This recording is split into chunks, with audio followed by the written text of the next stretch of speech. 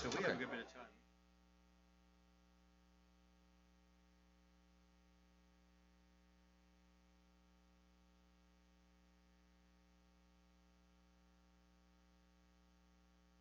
It's good. Bom dia a todos e todas. Good morning, everyone. So, uh, so this event will be in English. It's a little bit tough, but let's go. So, we are here today to listen a little bit to professors and uh, guys from one NGO organization, the bank. I don't know the name is. It's Bank of England Deputy Chair Philip Marsden and Jen Kinnaman from the Public Knowledge. Jen Kinnaman worked as well at the Obama administration at the DOJ, and Philip, and both of them are responsible, or they participate in the organization of two very important reports about digital economy. One of them is the Stigler Center report, which was led by Professor Fiona Scott Morton, which is who is a very good friend. And the other one is this Unlocking Digital Competition. It's a report organized by so many people, and Felipe is one of them. So they are here in Brazil for they to participate in an event in Brasilia about digital markets. The BRICS will enact one specific report about the challenges in digital economy related to developing countries and what kind of public policy should be built to deal with this kind of challenges. And they are here. We invited him to discuss these reports in a maybe in a more academic environment. And the idea here is to start with them, and then we open the floor for everyone. I would like to thank some professors here who will certainly enhance the level of the discussion here today.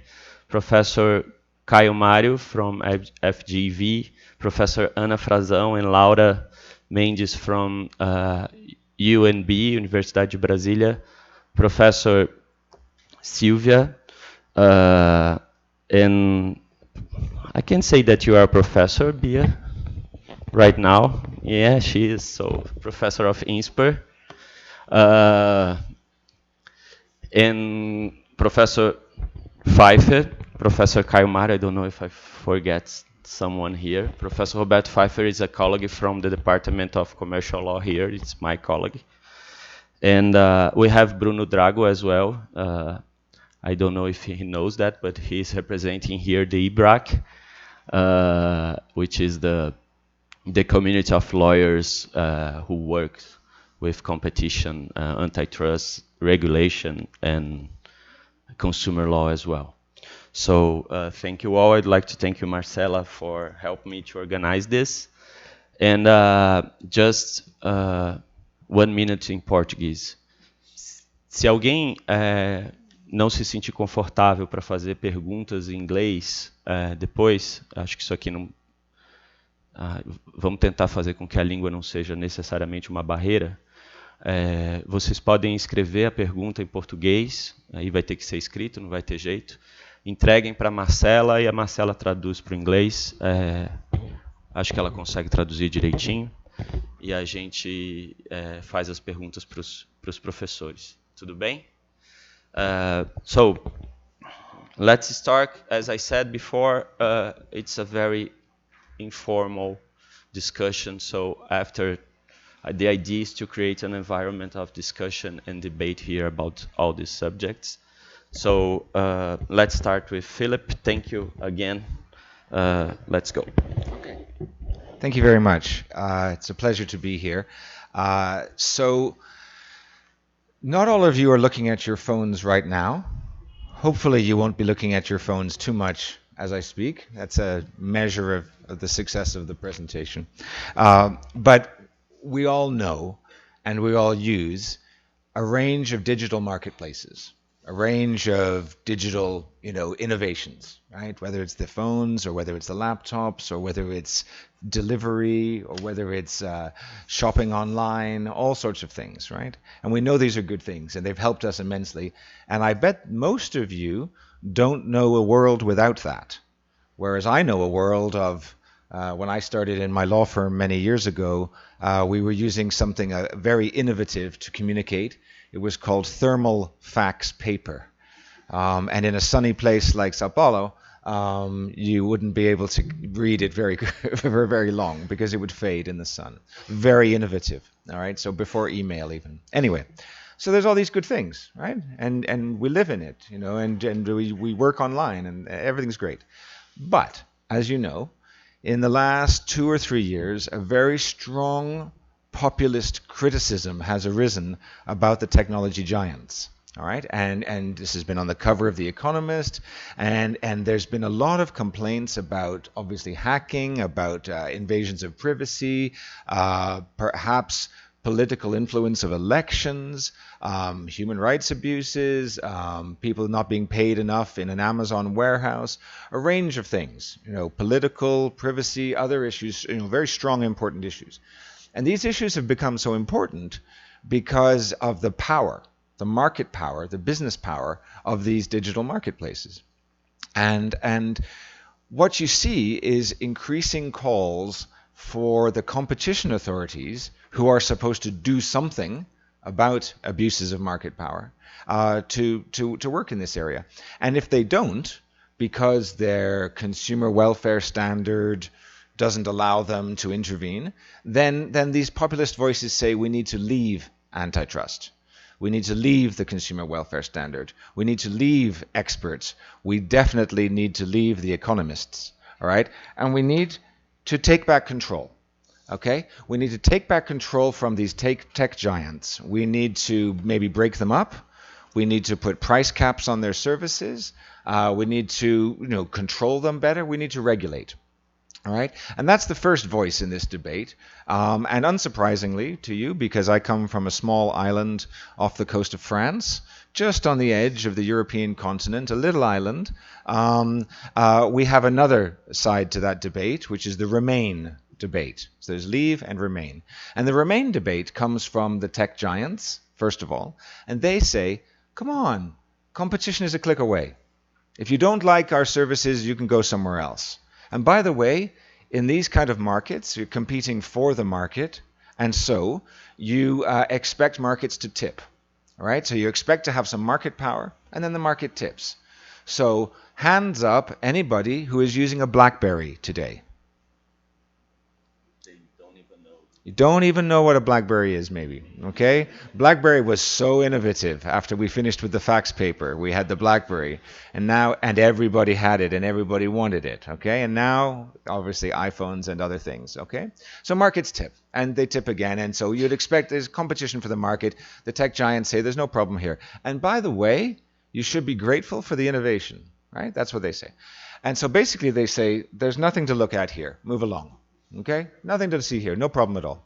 And the second voice in the same vein is from some of the competition authorities who say, don't leave antitrust, don't leave a consumer welfare standard, just give us a budget and the staff to do our cases better. We have cases on exclusion, we have cases on exploitation, we have Google Shopping, we have other cases around there that are related to platforms. Just give us the tools, but don't distort our standards, okay? Just give us the energy and the finance to be able to handle these platforms. And maybe we could be a bit braver. Maybe we could look at dynamic effects. Maybe we could look at potential competition. Maybe we could modernize our competition laws, but we're not going to change anything. So those are the Remain debates. There's Remain and then there's Leave, right? And these two never meet, at least on my island, all right? So in last autumn, Her Majesty the Queen of my little island said to the political debate about Brexit, come on, try to find some common ground. Okay, and that's what we were commissioned to do by the Treasury, the Ministry of Finance, in the Furman report. That's how hip we are. We only have a selfie that is a picture of us. We were annoying some judges that day at the appeal tribunal, and we were asked to get together 5 professors: Jason Furman from the U.S., Amelia Fletcher, an amazing economist in the U.K., and she's also literally a rock star. If you Google her, Amelia Fletcher, you will see that she is also a lead singer of a pop band, and I just saw her playing in Oxford. She's amazing. Diane Coyle and Derek Macaulay, and he's an IT expert, and she's a competition policy expert. Anyway, so 5 professors commissioned by the Ministry of Finance to make suggestions for changes to competition law, and in addition, what should we do about this Leave and Remain debate? So we were commissioned to report on these various questions about what to do about the tech giants, what competition issues can be solved through antitrust law and merger control, and then also whether there's some things we should add. And we came up with some recommendations. And the first one, and the most important one for me, is that we propose to create a digital markets unit within government to be able to address these kinds of concerns in a quick way, and I'll explain how. To complement antitrust, not to take control of the antitrust agenda, but to complement and support antitrust, but also to impose measures on these tech giants to open them up and create data portability and interoperability. Okay, and then we have some changes for competition law, and then we have some international outreach strategies, because clearly a little island off the European continent can't do everything, and many of us in many jurisdictions can't do everything, and to be able to address these tech giants. Okay. So first of all, I mentioned at the start, let's get this out of the way. Fantastic benefits, some of them which we don't even realize that this is incredible. The computing power, the cloud services, the efficiencies, the instantaneous communication. There's a range of benefits, okay? And these benefits are not just to us as human beings, but they're also to suppliers. Small companies who would not be able to reach a big market are able to use Amazon Marketplace, or hotels can list on booking.com or whatever. I understand there are even dating apps. I don't know much about them because I've been married for a long time. But there's nice ways of meeting people. And like with dating apps, there's network effects. Okay, and so there's benefits for the more people who are using these platforms, the more benefits there are for you, more choice, more information, etc. Okay, and so these are a range of benefits. All right. And there's situations where there can be intense competition to invent something and then to be bought. Right? It's not that you necessarily want to be the next big Google or the next big Facebook. You innovate and you receive funding and then you sell out and then you invent something else again. And that's an important part of the innovation story. Okay? And also there's an argument that these big tech giants, the really big ones, are actually the ones who are most able to be resilient and to actually take care of privacy, some people would argue. They're the ones who have the resources and the ability to handle a range of these social concerns. So those are the benefits, right? But when you actually look at some of the, in Brazil and also in the UK and many other markets, you see situations where we're really looking at duopolies, okay? You're looking at these markets, whether it's online search, whether it's digital advertising, mobile operating systems, you're looking at 2 players. And usually one player has the lion's share of the market, okay? And so is this a problem? Maybe, maybe not. It doesn't really matter who is the person with the most market share of that market. But definitely these marketplaces are characterized by dominance or even super dominance. Okay, you don't even need to be an economist to work out that these companies are quite powerful, and many of them have grown through superior skill, superior foresight, superior industry and innovation. Okay, not all of them have been created by government. Okay, a lot of them have been created privately, and that's important, right? And so it's just maybe it's a natural feature of this market, but we recognize that these things are not something that have been artificially inserted into the economy. And this is some Facebook information they released recently where they show the actual overlap of their various services. And so if you're using Facebook and Messenger, you're probably also using WhatsApp, even though that's a messaging service. And you're probably also using Instagram, even though that's also a photo album service, just like Facebook is. So there's quite a degree where people would say, actually, we're using all of these services, but we're not aware that they're actually owned by the same companies. Okay, so there was some research in California about 50 years ago by some academics who called themselves the Eagles. And let me read their academic papers. They said, mirrors on the ceiling, pink champagne on ice. And she said, we are all just prisoners here of our own device. Last thing I remember, I was running for the door. I had to find the passage back to the place I was before. Relax, said the night man. We are programmed to receive. You can check out any time you like. Dump Facebook. But you can never leave, okay? So you are always in that ecosystem, all right? And so it's something where you have to be aware as a consumer of what you're actually dealing with in terms of who you're interacting with, who has your data, and what they can be offering you, all right? So there's the challenges of digital platforms. There's a pervasiveness of them.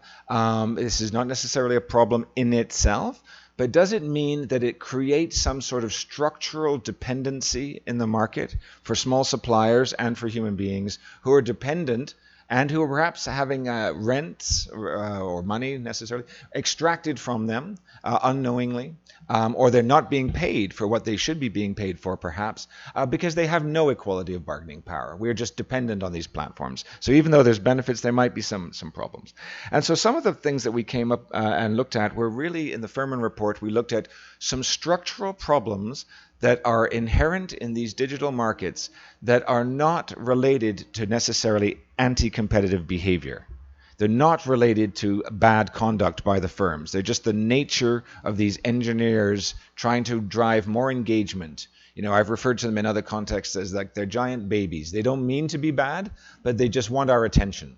All right, that's all they want is our attention, our attention, our attention, right? And we've got to remember as regulators and as students and professors that we're the daddy, okay? We're the daddy and we're the mummy, right? But we often forget that and say, oh, they're so powerful, we can do nothing, right? Well, we can because we have some regulatory mechanisms. But there's a situation here where we don't need to look just for anti-competitive conduct, but we need to look at how these markets are structured, okay? And we have seen markets before, we'll talk about this in the discussion, where markets tip, large infrastructure is created, and everybody is dependent on a particular platform, and then dependency issues arise. There's also the role of data, which is highly relevant in this area. It's a key input. It's so key that Google pays Apple billions of dollars to get the data off Safari. Okay, so this is nonsense when Google says it's not the data, it's the engineers. It's not the data, it's the algorithms. It's the data, okay? All right? And the engineers, all right? But it's the data, all right? Otherwise, they wouldn't pay for this data to one of their competitors, all right? And there's exclusivity of data, all right? And we have to admit also that we are lazy and we are selfish, okay? As human beings, I'm really sorry to say that. Maybe you're lazy or you're selfish. Maybe you're lazy and you're selfish. But when I say selfish, I mean you think about yourself. Okay, I don't mean that you're thinking that you're the best. You prioritize your own interests, your own cares, your own thoughts. And behavioral economics tells us that we're not always rational. And so, I was involved in a banking investigation in the UK, which clearly showed that the banks were screwing consumers, absolutely screwing us. I was the deputy chairman of this inquiry, and I didn't add a second bank account until 2 years after the inquiry. I mean, what is this? It was like this. I could do this. Open a bank account, switch my account. 5 buttons, okay? It's very easy to switch bank accounts in the UK. Seamless. And I didn't do it, right? Lazy, right? Because I value my time. Right? I'd rather be watching Stranger Things Series 3 on Netflix than doing this. Right? It's ridiculous, right? But that's what we do. It's very rational. I think it is as well. And Game of Thrones and name of other things, okay? But so it's a very rational behavior actually in a sense to value your own time. right? And a lot of these innovations also have been created because we're lazy, right? You're trying to find the easiest way to do something. So laziness itself is not necessarily bad, but it's part of our inherent consumer bias, and we have to recognize that. So you ask, okay, so is market tipping inevitable, and should we care? None of you have BlackBerries, so BlackBerry isn't powerful anymore. Do we care? Is it inevitable? Well, there's some Swedish research that says that it is inevitable. All right, and I won't read out the Swedish research, but I recommend you download it or listen to it on a streaming service. And the lyrics to this paper, this important Swedish paper, are very, very key. Okay, all right, and some will say the winner takes most. No, the winner takes it all. All right. So is it inevitable, this tipping? And we felt in the UK, in our report, we said yes, it is inevitable. In these markets, this kind of tipping is inevitable. All right. You're going to see acquisitions, and we already have, of key potential competitors. You're going to see moves by these big firms to inhibit you from multi-homing, or or especially inhibit the suppliers on the platforms from also using another platform, right? To inhibit multi-homing. They want you to just home, single home. And that's what we like, right? Single home. I just want to be able to look in one place and get all my news, or one place and get all of my advice for hotels or whatever, right? So that's rational for us. But there are also these limits on multi-homing, which limits competition. There's self-preferencing. We have the Google shopping case and other things, tying and bundling, predatory innovation, old theories of harm, new theories of harm. And the question was whether we can just leave this to the remainers, we just leave this to competition law, or whether we need to do something more. Okay? So there are some substantial harms we felt to consumer welfare that are inherent in these markets, despite all of the efficiencies, despite all of the innovation. And our digital competition expert panel, DCEP, said we should still keep the consumer welfare standard. We should remain in that, but we should make sure it has a longer run thought process. You're not just looking at 2 years and is there a price increase. You're looking at several years. You're looking at or shorter time than that if need be in some of these markets.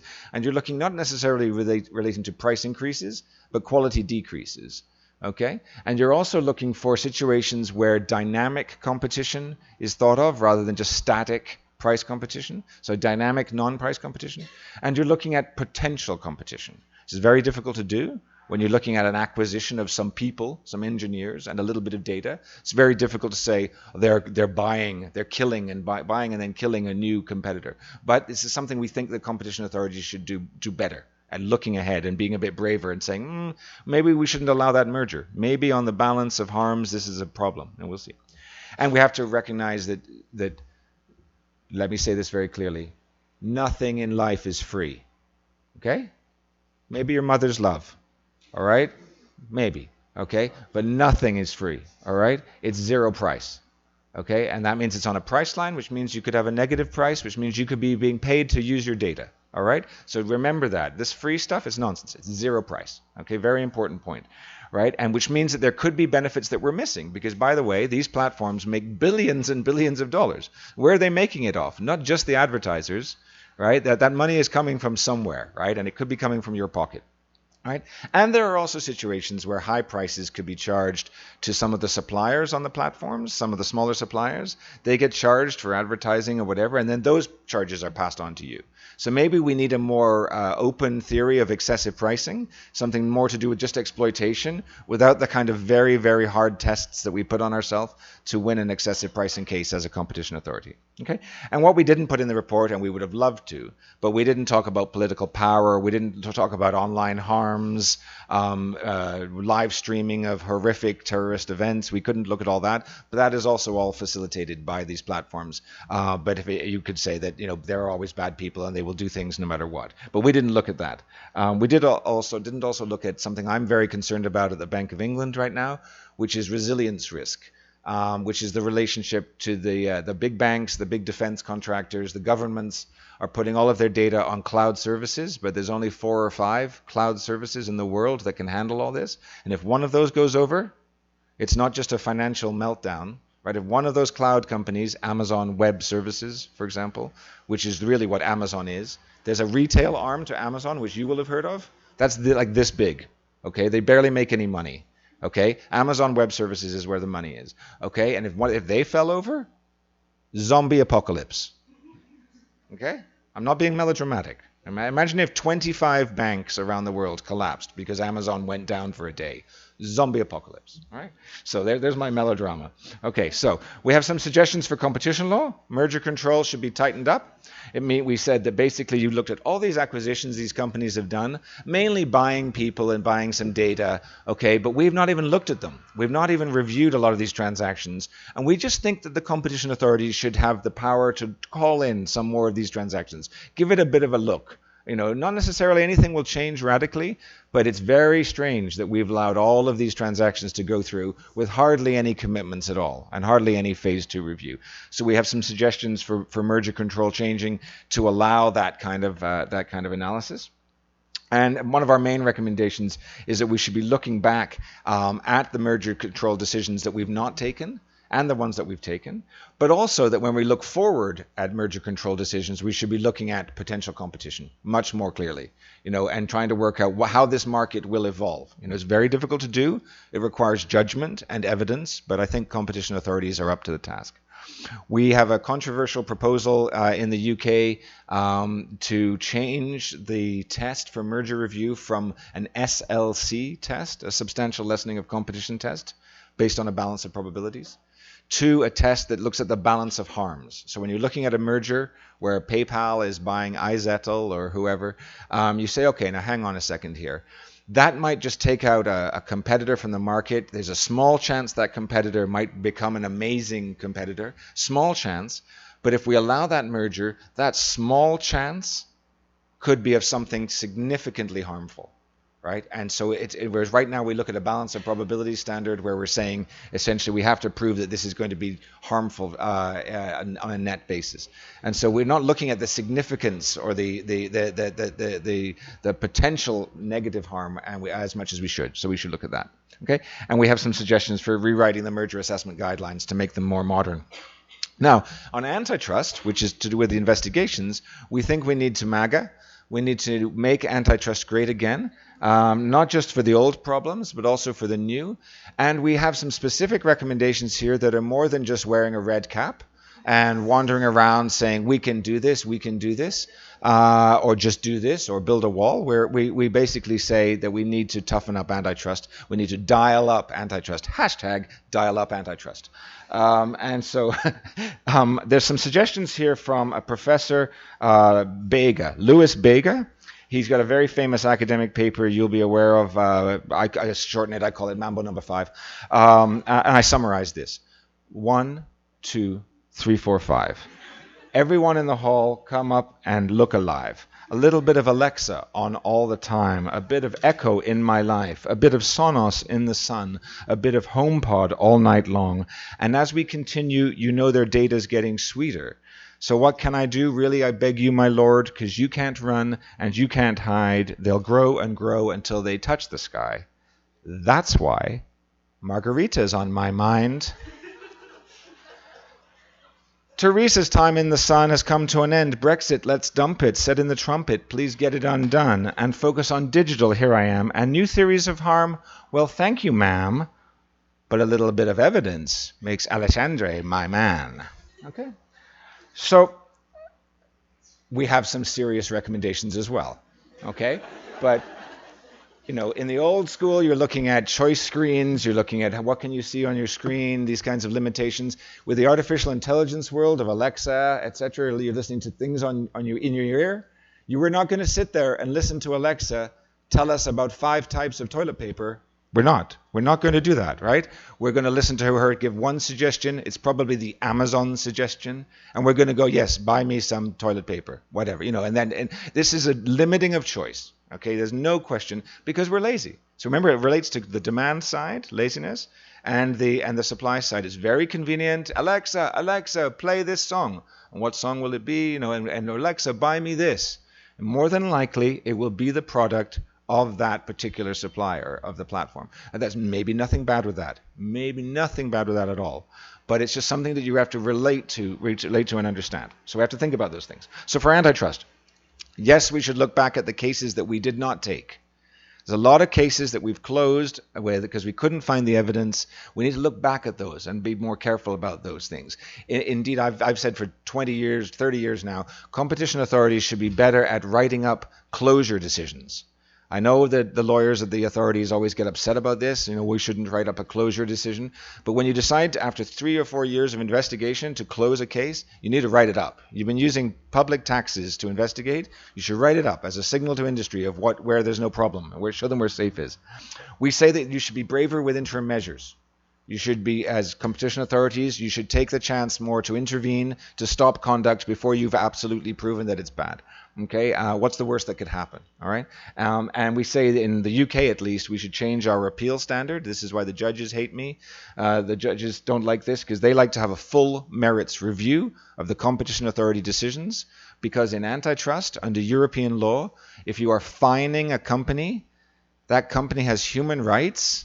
Sad to say, but it does. The company has human rights, and therefore this is something akin to jail. It's akin to a serious penalty, and under European law you have to give them a full hearing. And we think that we'd like to move that to a judicial review standard, which means you get these cases going through a little bit quicker. Okay, it's unlikely to solve all the problems.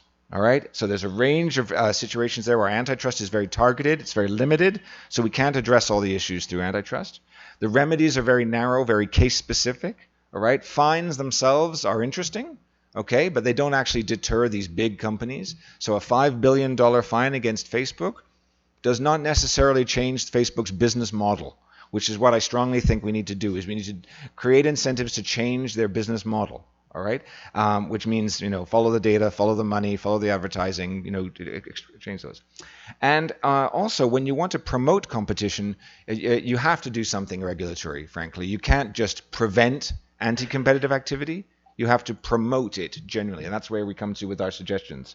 So we propose this digital markets unit. It can happen in every country in the world. It can be part of the competition authority, or it could be part of the telecoms regulator, or it could be a standalone unit, but it's a dedicated unit of digitally trained people who are also competition law trained and privacy trained, and they understand ex-ante regulation. Okay? And we say that we should be able to nominate some companies in some digital marketplaces that they have strategic market status.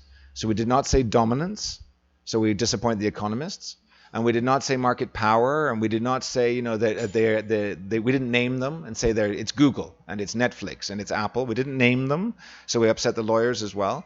We just said if you've got strategic market status, which means that companies are dependent on you economically.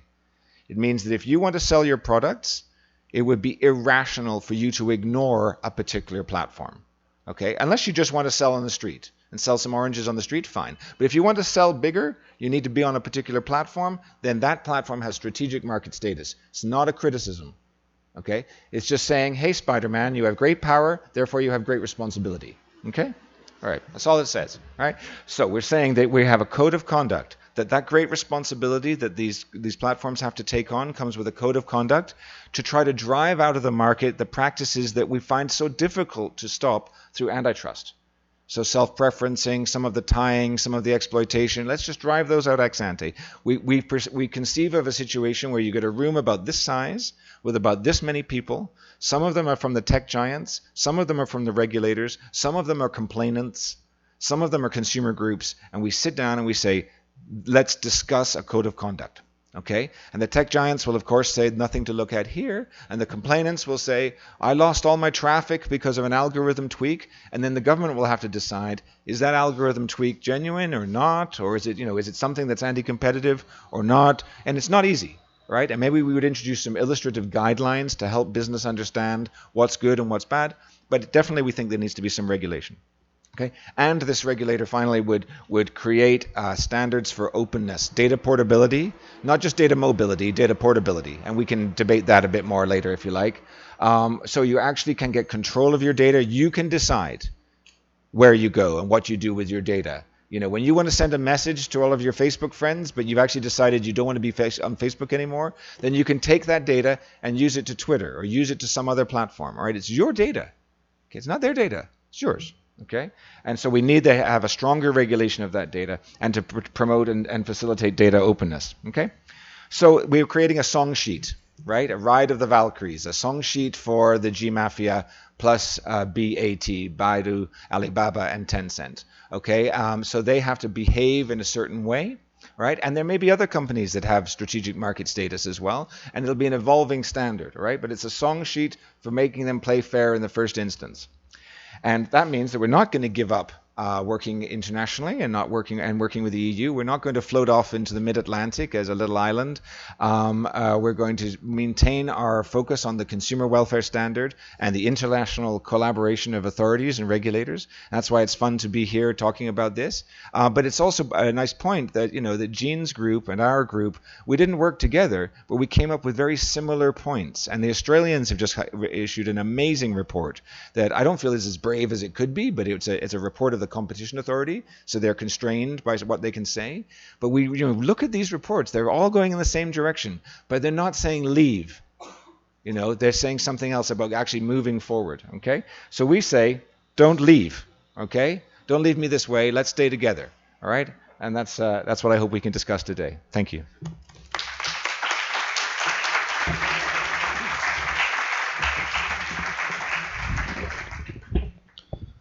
So you had a glimpse of British humor here today. It's amazing. And just before go to Dean, I would like just to raise. It's not to answer right now. We can discuss later. But I think one very important question that at some point you raised at your presentation, and maybe it's I don't know, maybe it's a trade-off. The question is, do we really want to avoid this ABBA curse? Because, or what we want is to assure the door open for innovation, because maybe there is a trade-off here. Maybe the winner takes it all. It's a reality in terms of business model in this field. And maybe if we try to avoid this, trying to translate this to a kind of market failure, we will not just avoid the winner takes it all, but we will avoid the innovation as well. So I think this is an important question to discuss. And one specific one, and as you mentioned some songs here, I don't know if it's too late to say I'm sorry in terms of merger control, because I don't know if there is someone. Maybe we will have always someone to buy. That's life. But that's a question that I want to raise as well, because, for example, in Brazil, we have ways to review mergers. Yeah, and some people will say that we need one specific conduct, anti-competitive conduct, to review mergers. Someone can argue that we can review mergers with, for example, we establish a remedy, or even if it's a behavioral remedy, but the remedy doesn't achieve the outcomes. No. And maybe there is I don't know if it's not a trade-off, but it's a kind of inconsistency on our argument when we say we want to enforce merger rules. We need to review our standards in terms of consumer welfare. We need to review our theory of harms. We need to open space for potential competition arguments and so on, because maybe we've made mistakes about previous mergers.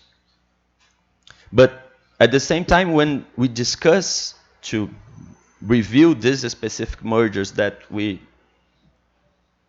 at some point made some mistakes, we are against We don't want to say, okay, let's not break up some companies.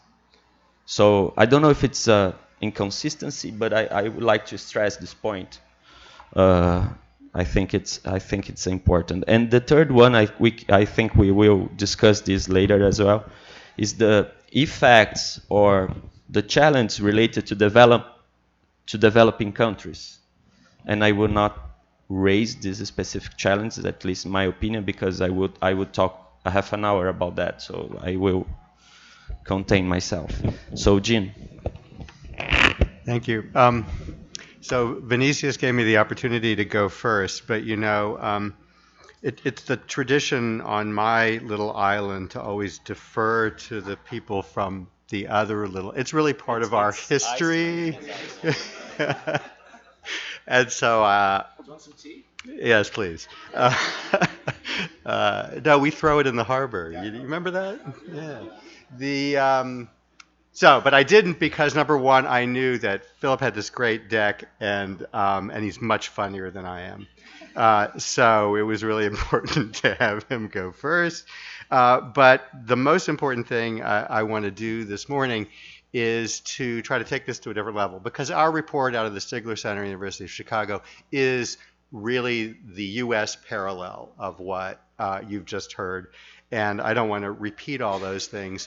The critical things to know about it is it was a voluntary group of people, not pulled together by any official government entity, but organized out of University of Chicago for a conference to think about, across a variety of dimensions, potential solutions to problems in digital markets. So there was a privacy group, there was a media analysis group, there was a political economy group, and we were market structure with a narrow mandate to focus on competition in digital markets, just like the UK group. So we weren't looking at everything, so there's where the parallel is. But this was what was interesting also, I think, in terms of the people who participated.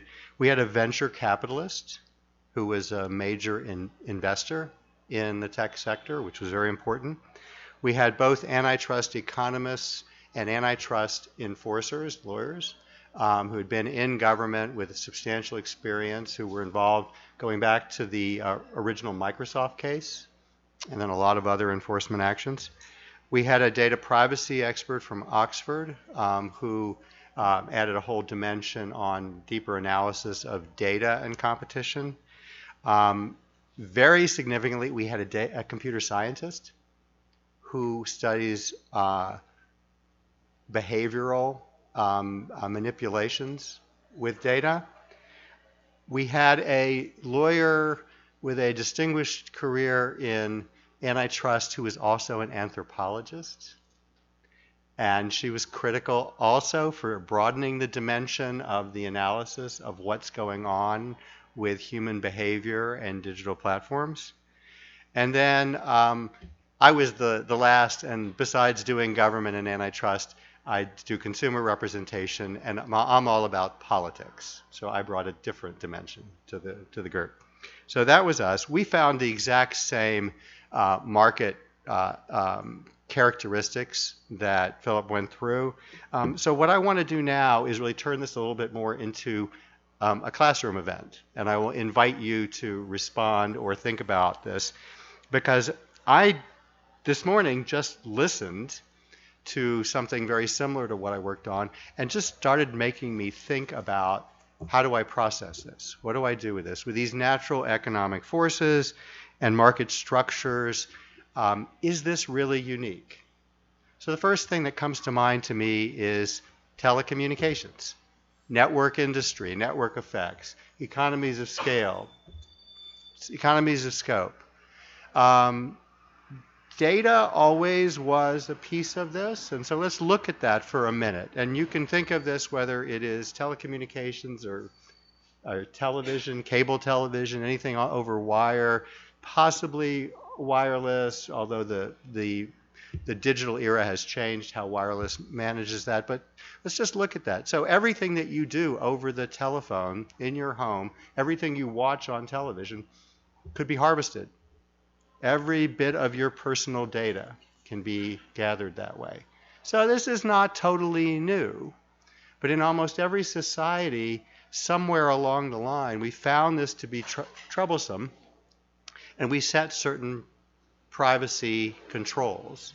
In the US, there's a very strict control that the data cannot be used, your personal data cannot be used without your specific authorization. Probably many countries have this, and this is what a lot of data authorities are looking at. But so it's not totally unique, right? We've seen this before.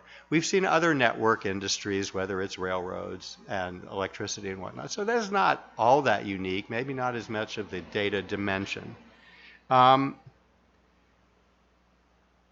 But how is this different?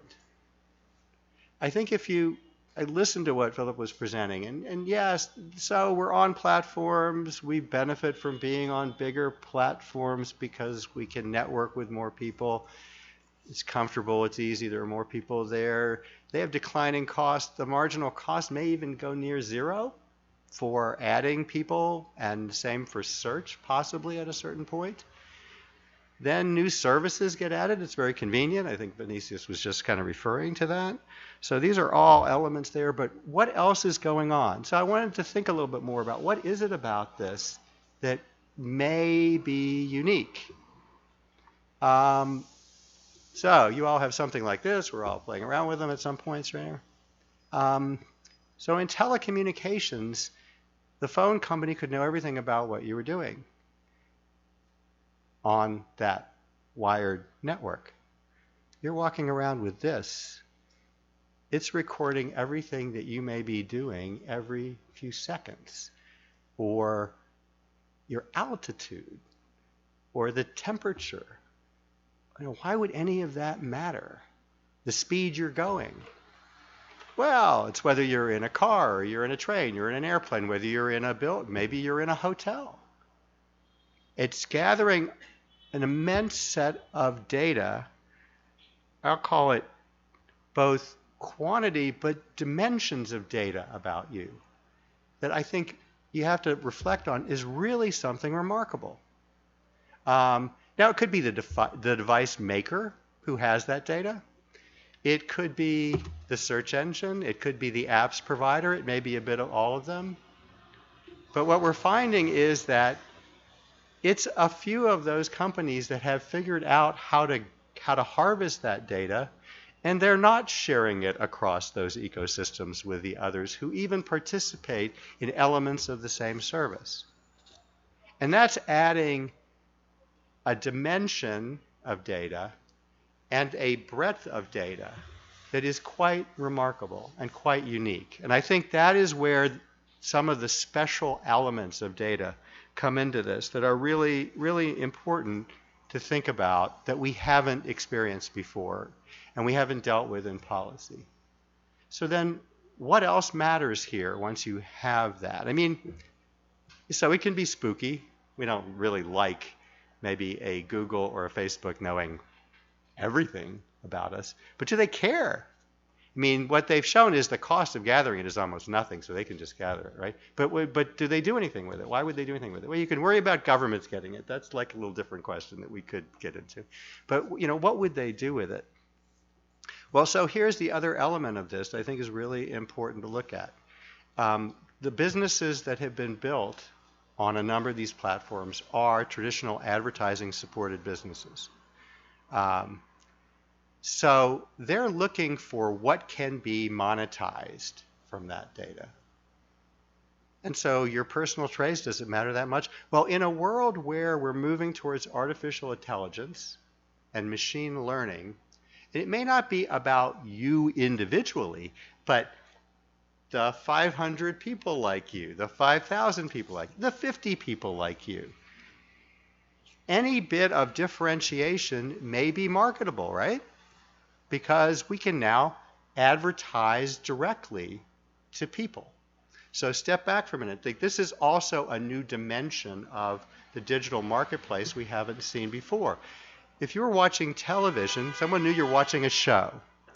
They may not have known when you went to the bathroom or when you went to get something to eat or whatever, but you're watching. There is a discrete set of things that you could know about that for advertising purposes.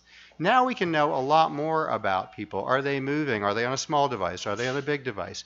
Did they stop something to do something else? We might even know what the something else is if they're carrying this around or it's near them or any other device like that is near them. So these are all elements of this that are just adding an amazing advantage in terms of the marketability around the data that we've never seen before.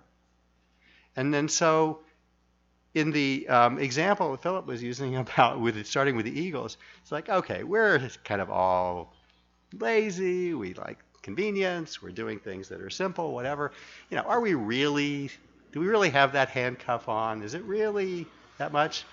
Well, so what we're seeing also is a lot of terms of service that are complicated.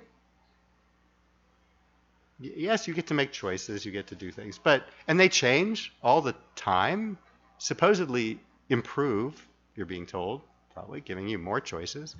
At a certain point, choices become confusing, right? Because how much time are you going to spend making choices and over again, whatever. So we have prompts that make it easy. We have suggestions that make it simple. And so it starts off looking a little extreme to think of those handcuffs, but how much are we getting helped and how much are we getting manipulated to just follow a set of patterns that all look like choice of some sort? And so I think that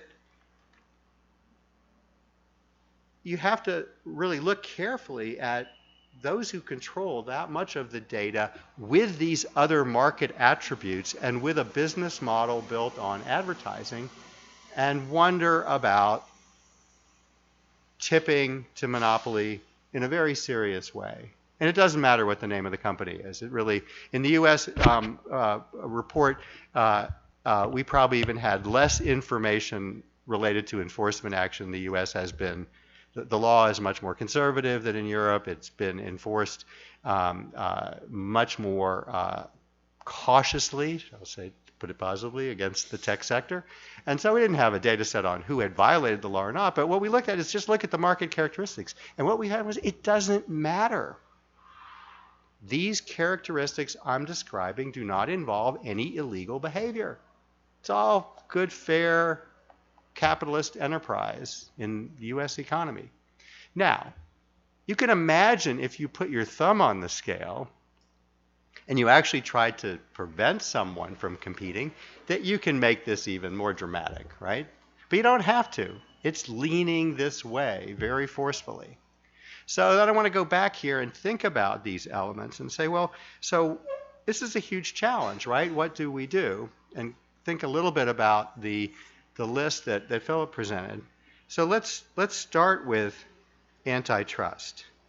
So we also, again, more conservative jurisprudence in the U.S., so a little less optimistic about how you can just change the law and move it along. I mean, we made some recommendations as well, but I want you to think about the process. To go through an antitrust analysis, I don't care how efficient you are, it doesn't happen quickly. And to go through a retrospective of what has happened 5 or 10 years ago, it all sounds good, but in order to really look at that carefully, you have to be able to separate out what were the actual behaviors of the company that you were looking at and analyzing for the purposes of whether they could tip a market or act anti-competitively versus what are the other things that have emerged in that market separate and apart from that in that period of time that are totally exogenous to that behavior.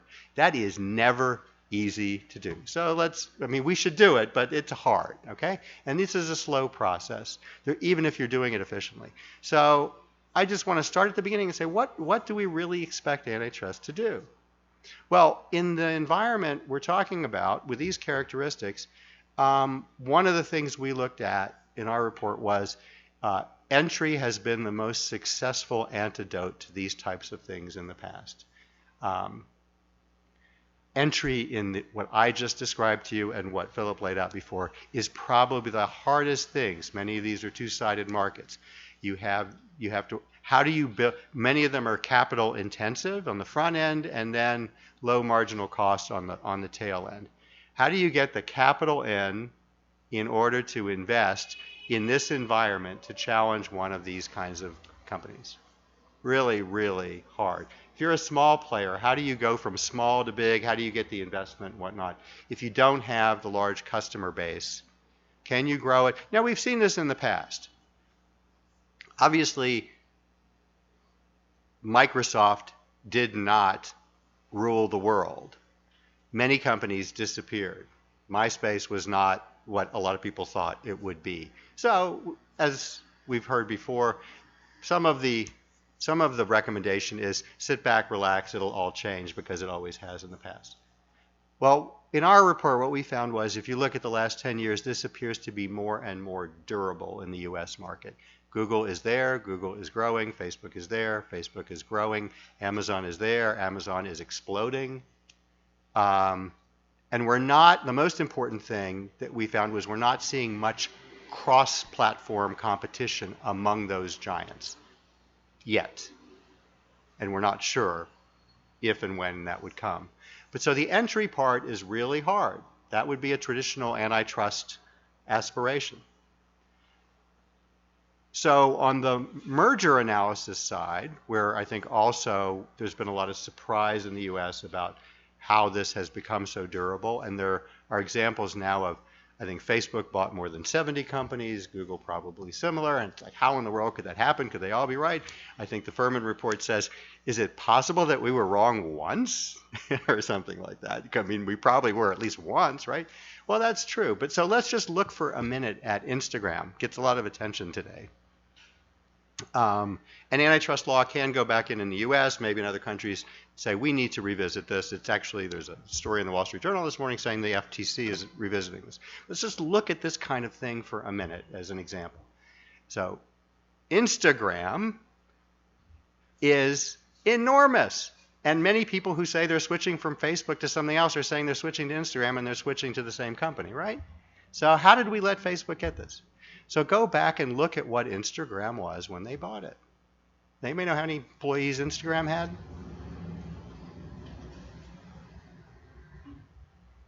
Not one more than this. Anybody know what their cash flow was? In the toilet. Their user base was growing. They were going up towards 40 million from a very small base. And Twitter was looking at them as an acquisition as well, so it wasn't just Facebook. So you could say the price was astronomical. That's an important thing to look at. Why? What were they buying? Were they really buying 10 people, or what were they buying? Were they buying a competitor? So we should do the analysis. But just to think about it, how would one have known at that time that that company, as compared to the 69 other they bought, many of which probably were going belly up or have been ingested and discarded because they didn't work. YouTube, when it was bought by Google, was nothing what it looks like today. It was actually in court, also threatened to go under with copyright lawsuits that were challenging it, and there was no capital. So these aren't easy to just undo that way, or to think about how you would stop them as they're happening. So what do we do? So I'm going to just start off there and say there are things in antitrust that can tweak this along the edge, but I'm not sure they really get at the core problem. You can have stronger vertical interventions, because some of what I'm talking about here in terms of the behavioral manipulation and the simplicity is about making apps available to you, making more services available to you. Think about someday you'll be not driving a car, you'll be in a Google car or an Apple car, something like that. And it'll be all those things you're doing there that are being gathered as data points about you. And it may be a free car. just like free search, right? So what do we do about that? So I think that the last point that Philip made about regulation is actually the most critical one that needs to be really brought out here. Because I'm not sure the antitrust law can get at a lot of this, can maybe prevent some favoritism, do something to make sure we're not clearly blocking potential competitors coming in. So what are those? So he ticked through them. Data portability. So we need to go a lot deeper into this too, because data portability can also be a lot of your personal information getting into the wrong hands, right? So you want to make sure you do need privacy at the same time. So this is also where I think regulation is good. Antitrust doesn't do privacy, at least not directly. So you need somehow both the data you want to take to another company to be valuable in the commercial sense, but also protecting what it is you need to protect. Now, with what I just described to you about being prompted and nudged and given conveniences, I just want to flag that the ability of the consumer to control, I worry, is a bit of a figment of our imagination. And that is that at any one moment in time, you can't imagine, and the company offering it to you can't tell you how that data may be used sometime in the future. Unless you have a law that says, we just don't want data used for a certain purpose. Period. You can gather it, but you can't use it this way. Maybe there's some things we don't even want gathered. So I'll flag it that way. I'm not sure it's as much about consumer control and consumer choice as it is about as a society making these decisions. In the 1950s, television companies in the United States were just experimenting with the idea of, in the midst of a broadcast signal, just giving you a psychological nudge to look at a product or whatever. It was maybe half of a second of a flicker on a television towards this. The moment it was revealed to the US government, there was a backlash and a call for regulating to prohibit this. The television networks all walked away from it and said, we will not do that. We do not want to be regulated more. Thank you very much. They have never done it since. And it was that public pressure. So we might need something like that. So what is portability? Well, think of your phones. You have a phone number. You probably have different carriers here, mobile and wired in Brazil. There's not a great difficulty taking that number with your identity to a different company, right? And this is maybe a little like the open banking. So we need something like that maybe that is in that realm of portability. It's important. So let's talk about interoperability for a second. You raised, I think it's really important. Let me do one more thing on data protection. In this world of being able to see everything, I talked a bit more about consumers. We also talked about suppliers before. So this is where Amazon becomes interesting because maybe not as much in Brazil yet, but in the US they're exploding, and they're a wonderful online platform. And they are a platform to millions of small businesses selling across that platform and have enabled a lot of commerce that way. So they're very important, and yet they have all the data on what everybody is selling. So this is not new. We've done this before in data protection. In the US, it's called network proprietary information protections. So in the telephone system, if you were a big company in the US, you were often a lot smarter than individual consumers, and you said, I am Boeing, I am Marriott Hotel, I am the University of Sao Paulo. I really do not want AT&T to know everything about my business. They can carry my traffic, and they can secure my traffic, and they can protect me, but I don't want them knowing everything. So let's just prohibit them from looking at the data that travels on their network. Became the law. Why can't we do that here? So that's the kind of protection I think we can do. Interoperability. So again, with every telephone, you can go to different companies. Think it's easy? In the US, it took 20 years of engineering to be able to do that with a regulatory agency that had focused on telecommunications for 80 years.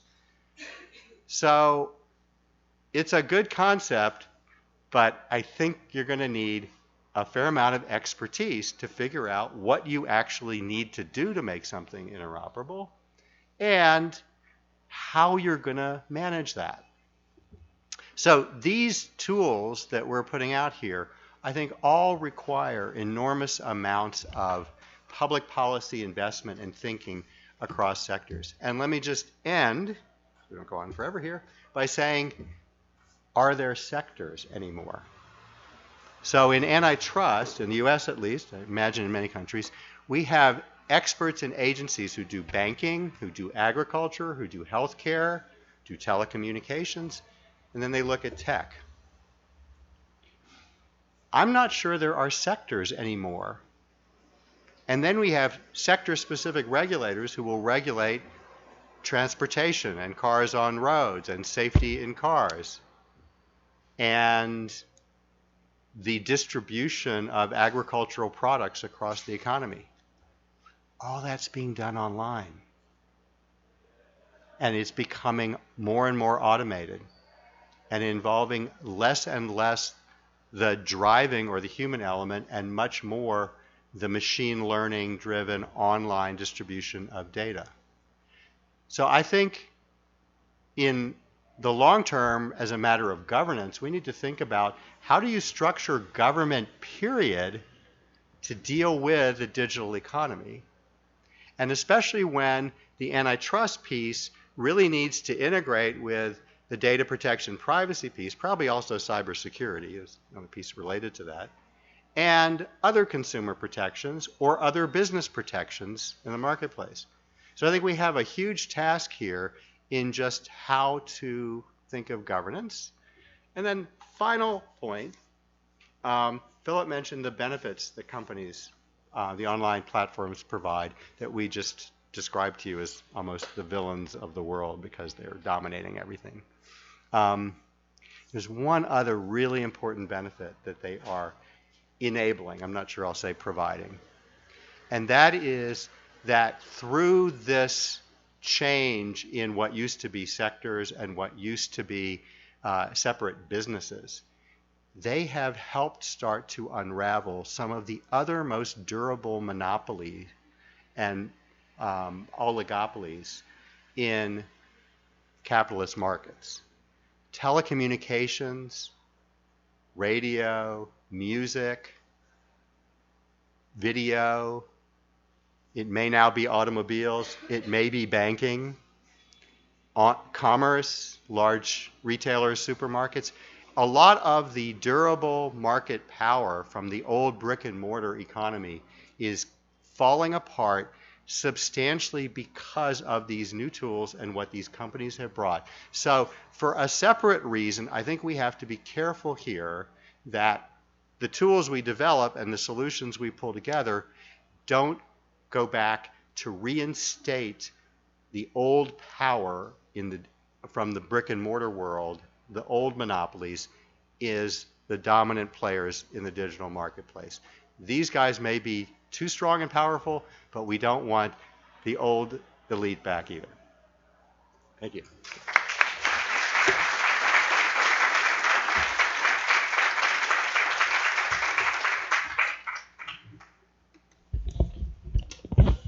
Okay, I think we should open for questions and comments. I don't know if my colleagues here, Ana, Laura, Caio, Pfeiffer, Silvia, Bianca, wants to start to raise some specific issues. Otherwise, I will open for everyone. Professor. First of all, I would like to thank you very much for your presentation, very valuable presentation. To be here in the University of São Paulo, on behalf of University of São Paulo, I would like to welcome you and congratulate you for your great presentation. My question is about the interface between competition and big data. First of all, I would like to hear about the importance of data collection and processing for digital platforms. I could see in your wonderful report that it's an important point, and if the ability to collect and process data could be considered as a barrier of entry, a barrier to entry. It's a controversial issue because there are a lot of economists that don't consider that collection as a barrier of entry. And my second question is it's about if the antitrust tools could be used for data protection. I refer to two issues. The first issue is the controversial conviction of Facebook by Bundeskartellamt, the federal cartel agency, the German federal cartel agency, that understood that the imposition of unfair terms and conditions that violates data protection law as an abuse of dominant position. It's a very controversial, but if you think that US law and EU law could be used for this kind of protection as well. And my second point is in merger control. If data policy, the way that the companies and the platforms used to collect and process the data could be considered as a quality element of the business, mainly in merger between zero price platforms, because the tools of antitrust handle with price. The price is the key element to consider if a merger is harms or is harm to welfare, consumer welfare. But in zero price platforms, the one element of quality could be considered that policy. So thank you so much. I think we can collect one more. Hi, good morning. Congratulations for the presentation again. Well, I have one question that I've been thinking about since the event yesterday and the day before. If you consider a stronger enforcement from antitrust authorities and from regulatory enforcement, what do you think? Do you think the rhythm of innovation is going to be reduced, or this is exactly the opposite? Actually, this stronger enforcement is going to intensify and enhance innovation? So I would like to understand better, because of course all the discussion is for an increase in welfare and increase in competition, but what do you think is going to be the result in this sense of in the intensity of innovation? Okay. Okay, I'll start. So take the last question first. I think that most competition authorities now would recognize that innovation is an important parameter of competition, a precondition of competition in a way. And so you would hope that any intervention, any increase in intervention by antitrust authorities or regulatory authorities would be considering that and would hopefully make a more innovative ecosystem. And that goes to one of Jean's points, which is to do with entry. And so and I'll try to answer some of your questions by giving an example from the UK. So I was involved in this investigation of the big banks. We have 6 big banks in the UK. And they were just sitting on data, their consumer data, the data of your banking transactions. They weren't using it for anything because they didn't have to, because they're an oligopoly.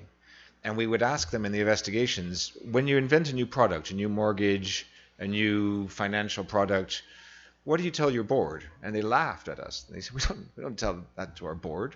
And we said, well, this is a major thing. Could we make this is a major element of competition? They said, no, we just do whatever the competition just did.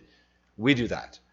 And I go, oh, well, that sounds like competition, like that. But we said, so how did you know if that would be costly or it would be good for your consumers, you would make money off it, you would not lose money off it, and they said, we don't even look at that because they don't have to, because they're an oligopoly.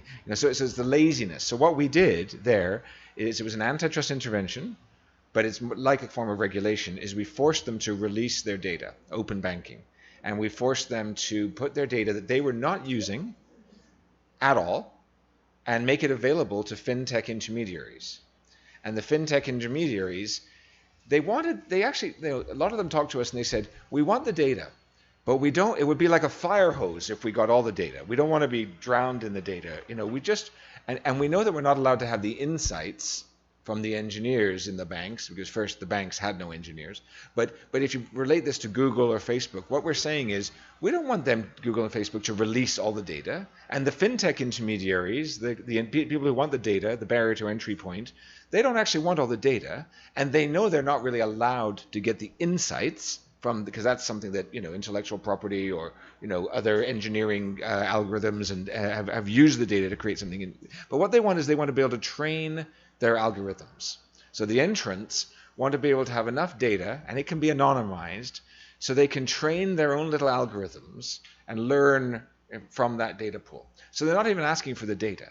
The suppliers are saying, we just want to be able to access it. So what we did in the UK, and I know that in Brazil you're experimenting with this as well, is it's an open banking initiative where the data is put into a regulatory sandbox, and the fintech intermediaries can train their algos and provide new choice tools. So you can look on your phone and you can maybe switch banks really quickly, or you can realize you're getting a better mortgage rate or loan rate really fast if you compare the banks. And this is developing slowly, okay? It's definitely increasing innovation, because first of all, 2 of our 6 lazy banks have started using the data that they were just sitting on. So they are innovating, and HSBC and Barclays have started actually producing products from their own consumer insights. So the incumbents have woken up. Hurrah. The entrants are using the data, and so it's definitely becoming a more innovative ecosystem. Okay? The politicians were really disappointed with me when we made this decision, because they wanted us just to break up the banks. Take 6 banks, break them into 20. But we said, well, these baby banks won't be very competitive, and if anything, they'll just evolve into the same thing. So when you say, should we break up Facebook? What, baby Facebook? Like lots of baby faces, new babies around there with doing the same thing? No, I don't think that's the right solution.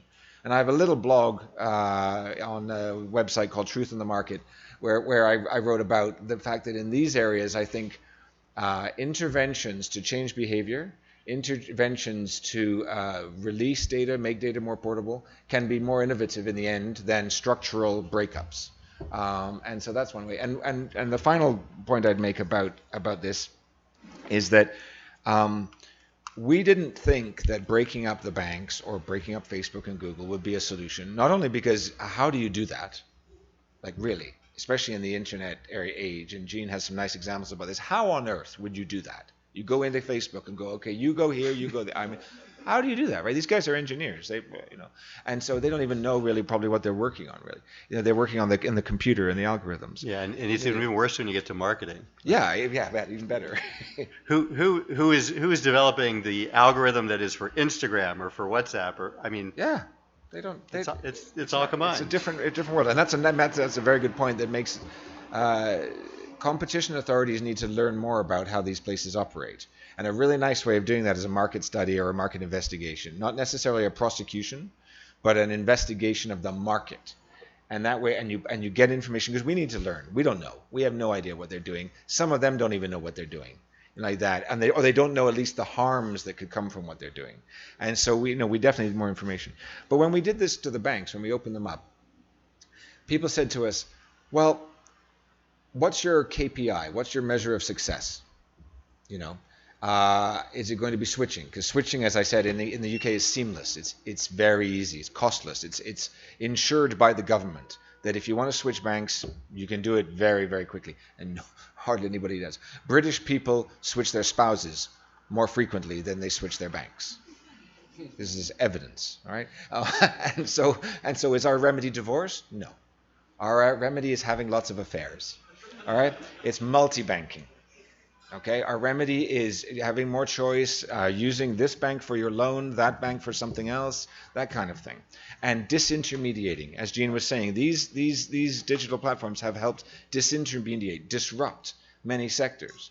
You know, I was at KJ a couple of days ago. We were there, and I've never heard a competition official say this to me before, but the competition official organizing the event was saying to most of the speakers, and don't forget, make sure you use Uber.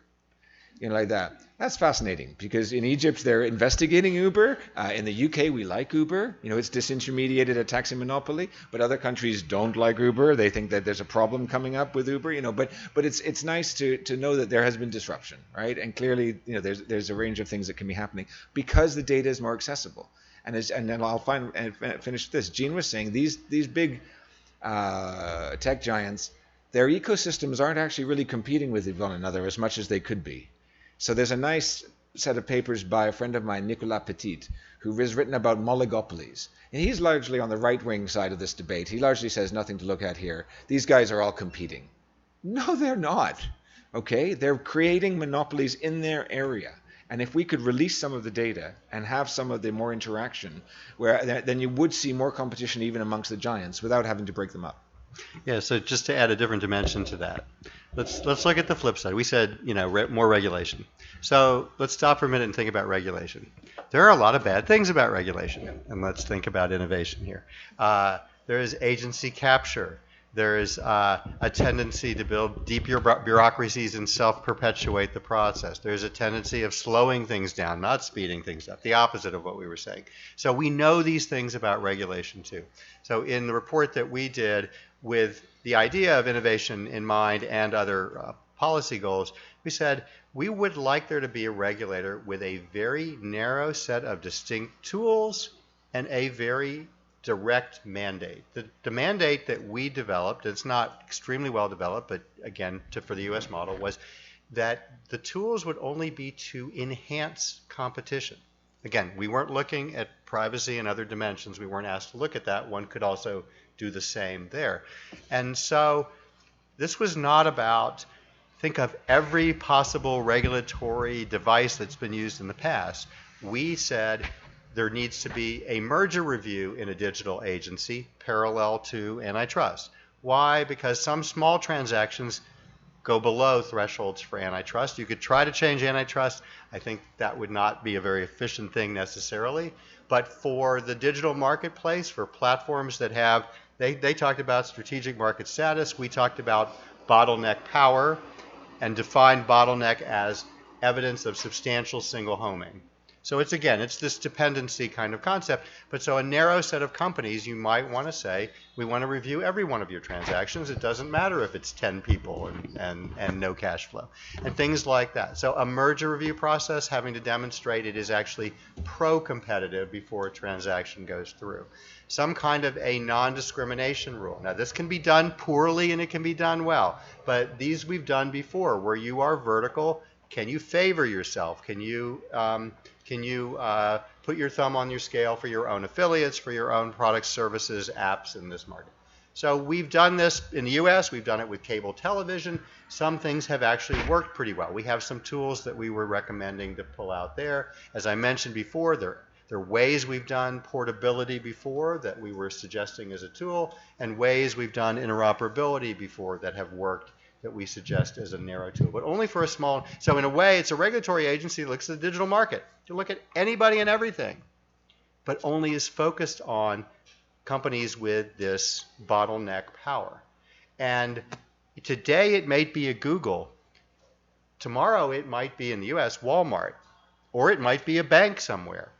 Again, there's no reason why anyone somewhere else in the marketplace can't build a platform that ends up being successful in this way. So those are the kinds of things we're looking at. And then one other thing I'll just say. To be fair about this, I think you have to look at it as life cycles. We were pretty hands-off tech sector for the last 20 years as it was developing, and very few countries even have such a thing as a digital regulator.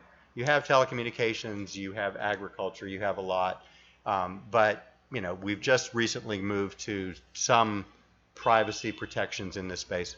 No one really has a sector-specific regulator. The UK may be developing that right now. So it's been hands-off. We might overreact.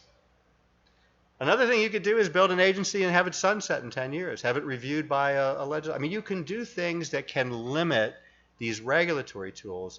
But I think the critical point is when you see markets tipping, you see few players, you see the dynamism in the market and the changes happening so quickly, in addition to improving antitrust, maybe you do this and you do make some trade-offs on innovation. The one area that we totally agreed on is don't break up should be, I don't take it off the table, but it should be a last resort because it's so complicated and difficult for one thing. But also because of the natural economics, it may be totally useless. I don't think we've ever seen antitrust change market structures. Antitrust can undo bad behaviors that have distorted market structures, but they don't change the fundamental, antitrust doesn't change the fundamental economic attributes at play.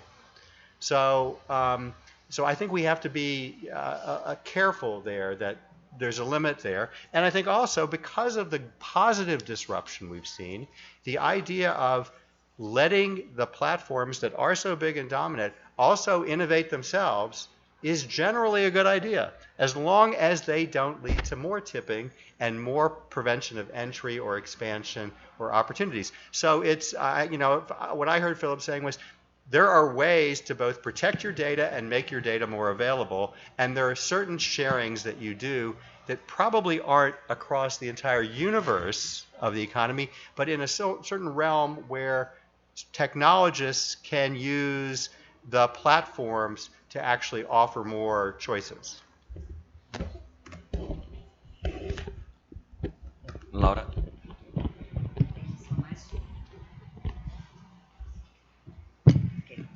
Thank you so much for the brilliant presentations. I have a question regarding privacy and competition authorities and data uses and misuses. In the reports, we have the idea that is also in some academic papers that the misuse of consumer data could be an indicator of low quality caused by a lack of competition. Nevertheless, competition authorities have always had trouble measuring quality problems. If we consider privacy and advertising problems as quality harms, measuring such harms can be even more difficult. How could we reduce the subjectivity of such analysis and encourage antitrust authorities to overcome a price-centered examination? Caio, I think you have a question as well. I'd like to make a question to Philip and another to Jean. Philip, on your balance of harms, I mean, proposal, which I think is quite interesting on the merger side, moving from a substantial lessening of competition to balance of harms. It seems that what it's doing to a large extent, it's rebalancing how authorities are going to deal with false positives and false negatives, right? Because if you think the harm is too big, then, or potentially too big under uncertainty, you will actually be more afraid of false negatives, right? I mean, that's what is happening there to a certain extent. Then my question to you is, if that's correct, why such a test could not be applied on entering measures, for instance, in conduct cases, right? So, in other words, if under uncertainty, that would actually suggest an entering measure in a case where not doing anything could actually be put large harm. It's fine.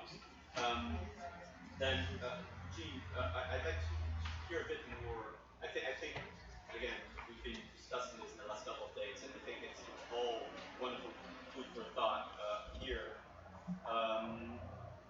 And I'd like to hear more on interoperability, actually, as a potential remedy here, and especially because interoperability usually, when the market has already hit, it's going to bring more competition intra-platform, right? But if the market hasn't fit, some competition inter-platform will probably be raised not having interoperability, right? So one of the reasons today probably that we don't have a single operational system for mobile is that Apple decided not to be interoperable with Android. So the question here is, when we decide to use interoperability, I mean, what's the moment there? Because at some point, at the beginning of this process, we do have different platforms competing Right. to have that. So I think there is a question about the moment that we kind of give up and say, okay, so we're within this platform, we need to make it more interoperable and do that. So that would be the question. And the other thing that I could hear you about is on the politics of all this. I mean, now we have the Stigler report, have the Furman report, have the EU report, have all these reports coming up, all of them with interesting ideas and proposals on the policy side. How do you see this getting into the real politics and actually potentially changing where we are today? I think that's I think a big question mark in all this debate right now. Yeah, maybe at that point they are in the maybe a similar situation as we have in Brazil. Maybe we need to discuss and think, not take into account the government, just because otherwise we become crazy, and I don't know. I just like to add something because related to what Caio said, because I think that is a very important question related to the relationship between competition and regulation, because when we establish the standard at the outset, we are talking about regulation. Even if the goal of this specific regulation is to enhance competition, and even if it's to enhance competition, not consumer welfare standard, maybe just enhance diversity, for example. Mm-hmm.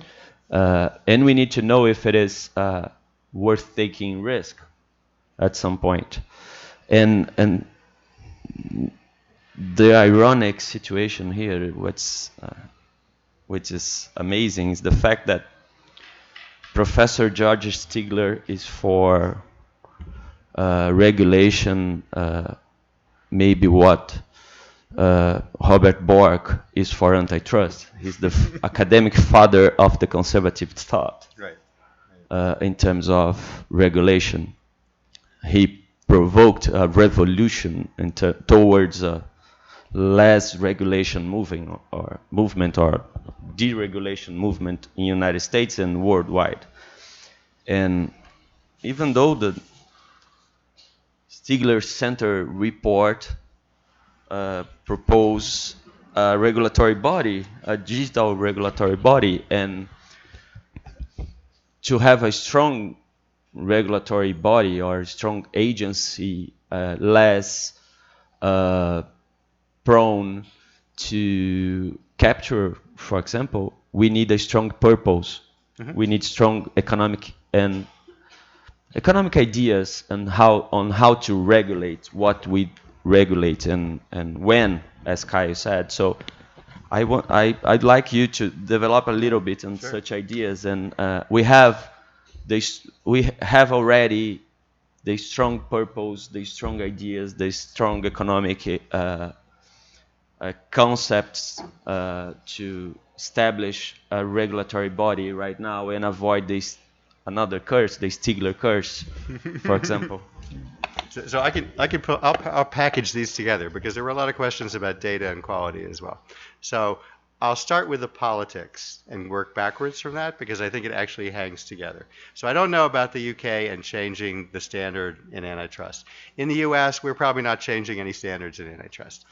And then you have to ask the question, do I bring the blockbuster case that uses data as a barrier to entry and 5 qualitative measurements of data being used in a way that I shoehorn into a consumer welfare standard because that's the legal standard?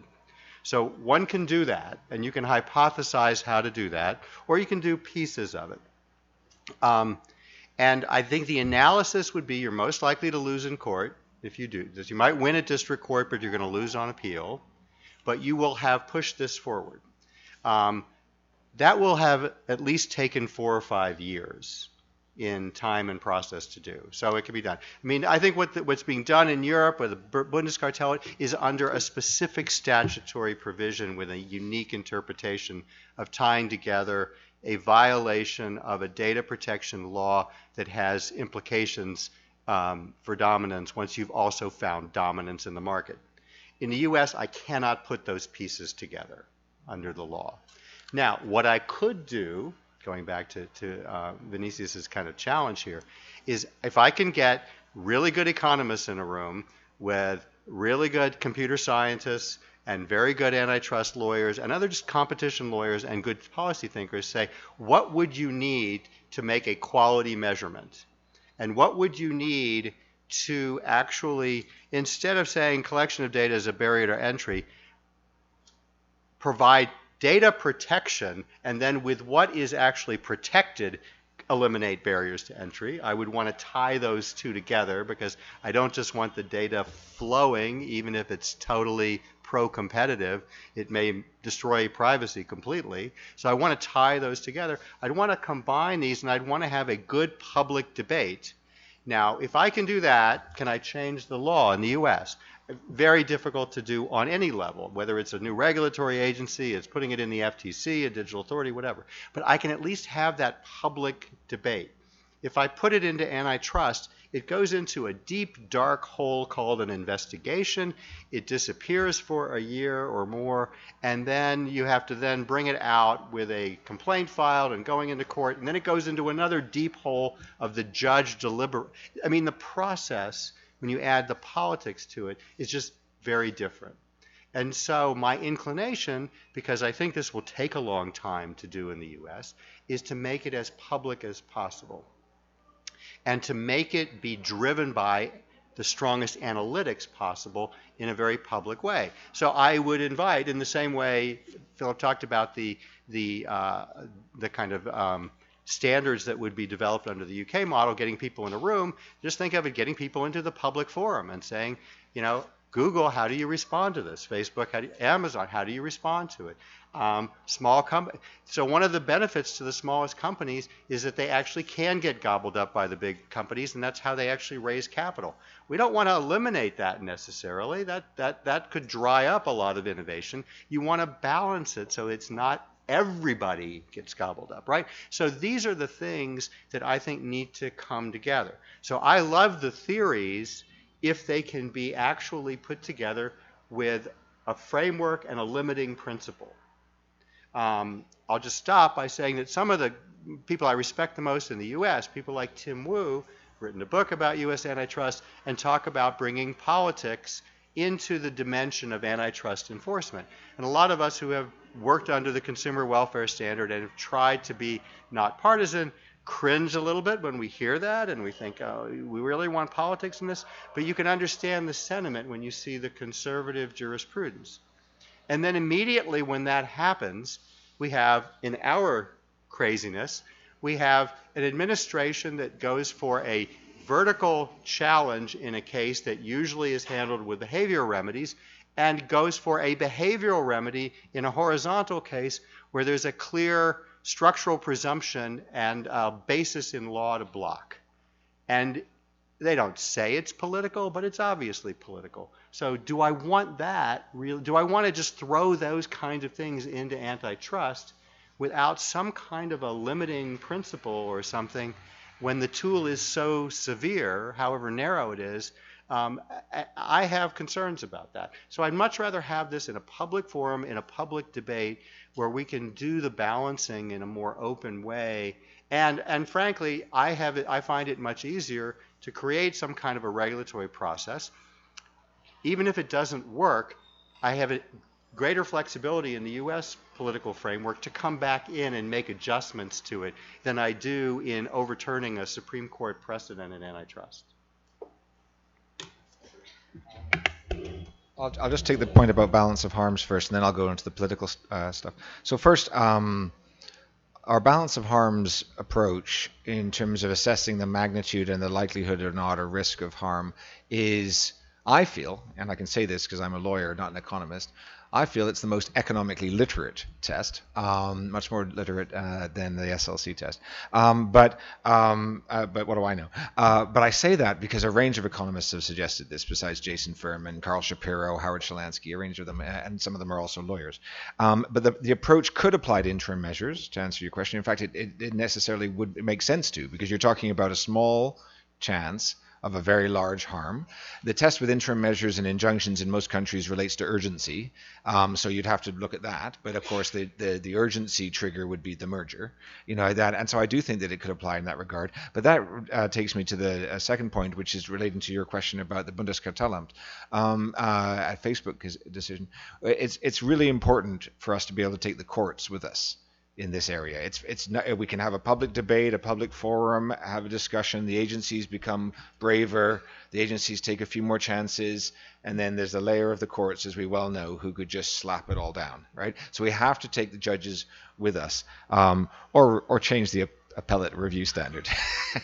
See, I said self-interestedly, but essentially we're not looking for mathematical certainty in interim measures or in mergers. We're not saying a 3% chance of $1 trillion harm, therefore we'll block this transaction. It's all about judgment and evidence. Most mergers at phase 1 or phase 2 are assessed on the basis of judgment and like that, and so it's just a matter of trying to to better explain that. And qualitative changes are by definition probably not very measurable, but a range of experts could be brought together to try to do that. But maybe it's just a situation of saying we're going to take the chance that once in a while we might condition a merger that maybe we shouldn't have, or maybe we're going to block a merger we shouldn't have. But what, is the sky going to fall in? Are we really going to chill investment and venture capital? Really? Once in a while we say, we think here that we're concerned. On the political side, any Game of Thrones fans here? Winter is here in Sao Paulo, but winter is coming. All right? But no spoilers, but winter wasn't so bad at Game of Thrones. I was a little disappointed in winter, frankly. I was really, really looking forward to winter, and one dragon. Anyway, but winter is coming. A regulatory winter is coming, okay? And what we say to our competition official colleagues is, don't be too protective of your area of law. Don't be so like, oh no, you can't touch this baby. It's pure, it's white. You mustn't touch this baby. Like that, you've got to think, okay, we're going to evolve it a little bit. We're going to change a few little things, make it a bit more, take a few chances. Because if you don't, like I started out this morning, you can be viewed as the problem. You, the competition authority, allowed too many mergers. You allowed these power to create. You created these giant babies walking around the world, harming everything. It's your fault. And so therefore we will, the government, create a new regulatory body, this regulatory winter, that could actually really harm innovation, could really harm. I'll give you a couple of examples. In India, for non-competition reasons, they have got a law that is banning Amazon from selling its own products on its own platform. This is only price raising to the considerable middle class in India, right? This is only to protect a dominant incumbent retailer who doesn't want to go online. This is not good, okay? And that happened like that. Okay, like that's a stroke of a pen for these politicians, right? And I can't imagine the competition authority was that happy about it, but competition authorities in our world, competition people, we're like, yeah, they're great. They're tiny. Okay, it's so sad, like that. I was at the CMA in the UK for years, we're pretty proud of our work, Department of Transport wants to ban Uber, they ban Uber. And we go, no, we think Uber's good. Uber's out. That we are nothing, right? I was at the Canadian Competition Authority years ago, where we were doing there was a merger to monopoly in air transport, which created what I call maple flot. Okay, but other people might call Air Canada, but I call it maple flot. We were ready to block this merger as the Competition Authority, and then, wonder of wonders, the Department of Transport puts in legislation for one day that suspends the operation of our competition law, and then the merger can complete. Like, this is unbelievable. Okay, but it's transparent. It's political oversight was done. It's democratic, right? Because it's Canada. It's a democracy. Everybody's reasonable. Blah blah blah. Unbelievable. Okay, and we're sitting there in the competition authority going, great, thanks. You just took our powers away for one day. We had one job. And we had one job, and you took it away from us.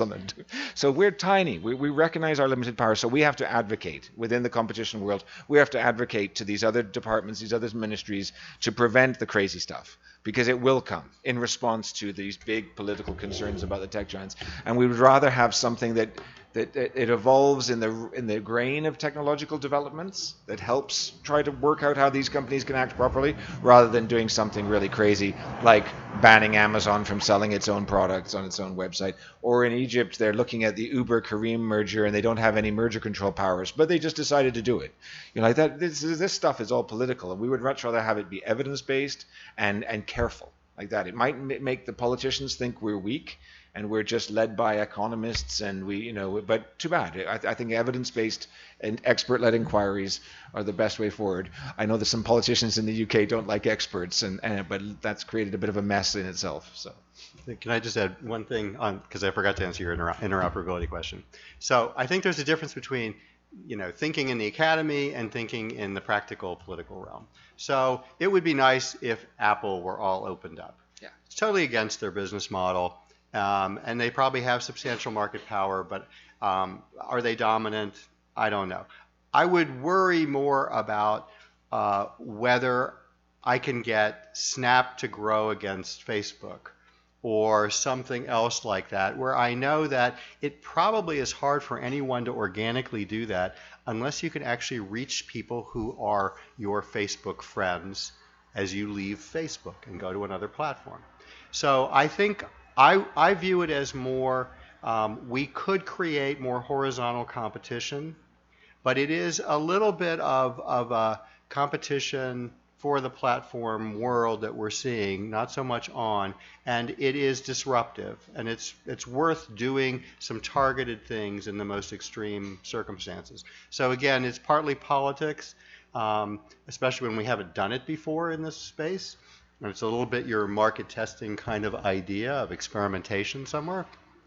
Let's see if we can do it in one place, and if it works, then maybe we could expand it as a broader policy, because there could be a lot of other realms of promoting economic growth and broader societal competition than just thinking about bottlenecks in a traditional antitrust frame.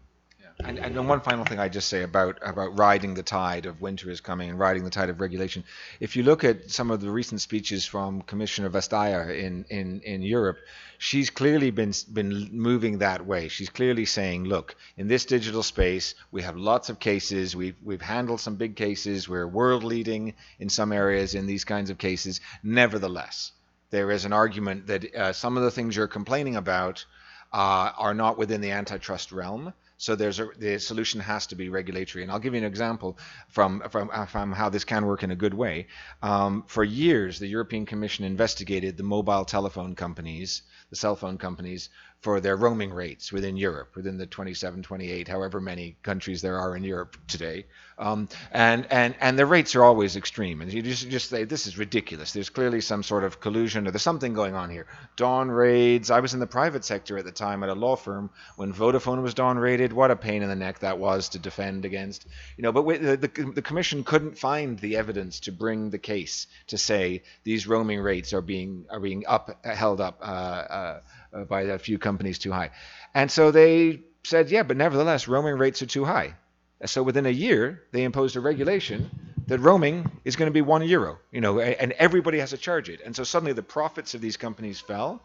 Roaming became really easy. We don't have to change SIM cards now when we change member state and go for different places. Great for consumers.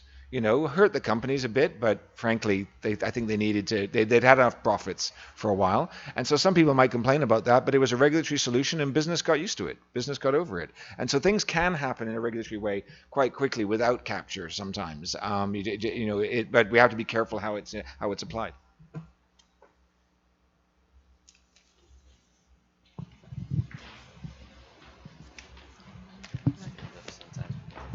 Well, good morning.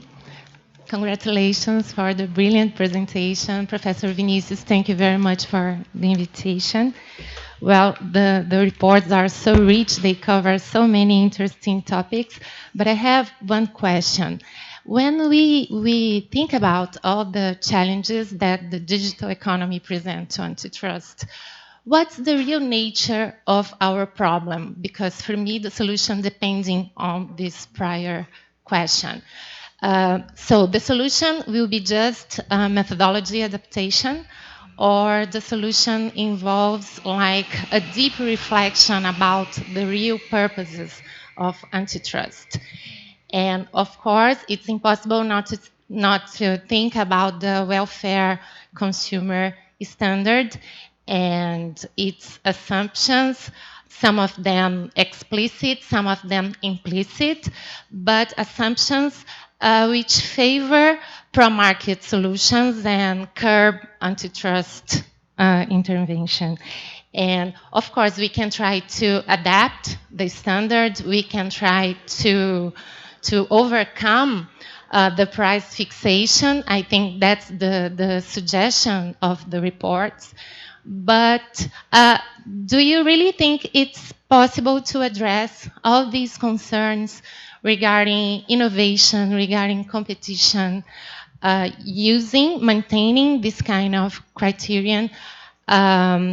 Is it sufficient to engage in issues that raise, for example, from the increasing relation between economic power and political power when we think about digital markets?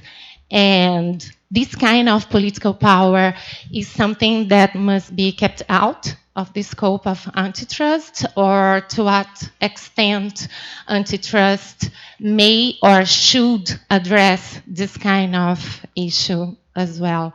Sometimes I have some difficulties to understand why we should stick to the consumer welfare standard. Why is it so difficult to overcome it, to think about other possibilities and other strategies? So for you, has the consumer welfare standard achieved such a high level of certainty and predictability that, well, it's so difficult for us to think about other approaches and other methodologies?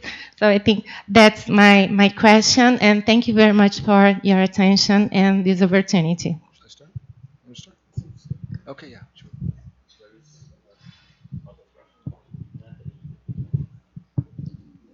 Hi, thanks again for the presentation. I'll try to be quick and use an expression that Professor Jean used when he said we need to change fundamental economic attributes, because I think for developing economies like Brazil, this might make more sense than discussing big tech purely from a competition point of view. So my question is, apparently both UK and Europe and the US made fundamental mistakes in terms of shaping economic attributes. UK and Europe, because when we think about big tanks, we basically don't see the UK or the Europe faces over there. And when we think about the US, it looks like we've somehow missed the promise of the internet, and we've been seeing like concentrated like actors. So my question is in terms of learnings for Brazil and for developing economies, what, for different reasons, should your countries and your regions have done differently to better shape the economic attributes of the digital economy and actors? So I think the two questions actually hang together quite well. I don't think the consumer welfare test is God. Okay. I think it's very hard to eliminate in the U.S. as a matter of practical politics. But to take it up a step, I think the things that I have struggled with, and I've been doing this for 35 years, I've also had a hard time coming up with an alternative framework that is anything other than a balancing test that just shifts the balance somewhat. Because I think that, and I would challenge anyone to do this, not as a negative thing. I would love to see it done. I think because I don't, the consumer welfare test is actually an evolving concept that has come as both economic analysis tools have developed over time, and our sense of political economy has evolved over time. Now, I think in the U.S., way too conservatively. In Europe, much more open, and they're trade-offs. But I do think you can come up with another formulation. I don't know how you do it without balancing a variety of the same factors and having to come up with, if it's innovation that it shortchanges, if it's quality that it shortchanges, coming up with at least parameters for how to measure what is improvement in quality and what is diminishment, and what is improvement in innovation and what is a diminishment. And so I think these are just, you need the similar tools to do it. In terms of fundamental attributes that relate to this, I don't believe antitrust has ever been the full economic solution in the US in any sector. Some of the people who are promoting the most radical changes in antitrust go back to Louis Brandeis and some of his early thinking and writing in this space and his work as a jurist in this space. And what they forget completely was that at the same moment he was doing that, he was promoting the creation of every sector regulatory agency he could imagine in the US economy. And I believe it was actually the combination of those tools that was most successful. And it's the fact that for whatever set of reasons, our biggest mistake has been we've been too slow to see the rise of tech sector power and the need for other tools. There's no privacy framework in the US.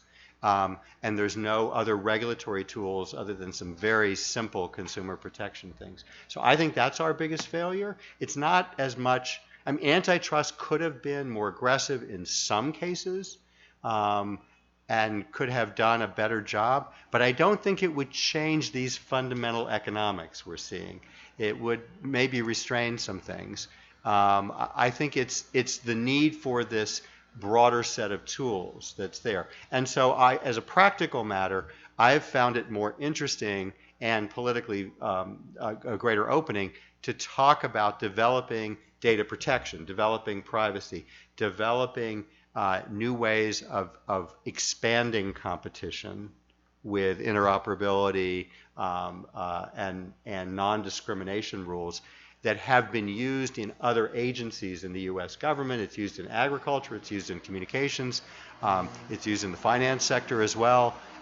And I think there's more of a culture there if we could get the agency created or the powers created to actually balance those things. Yeah, thanks.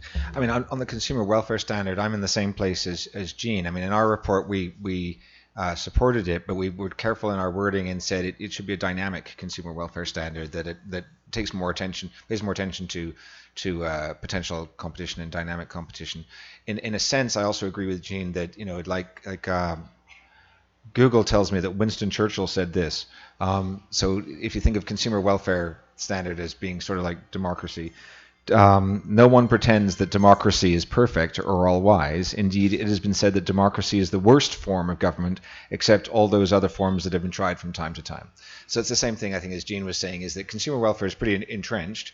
There's a lot of worse things out there. I would rather see it evolve and consider more non-price factors, quality-based factors.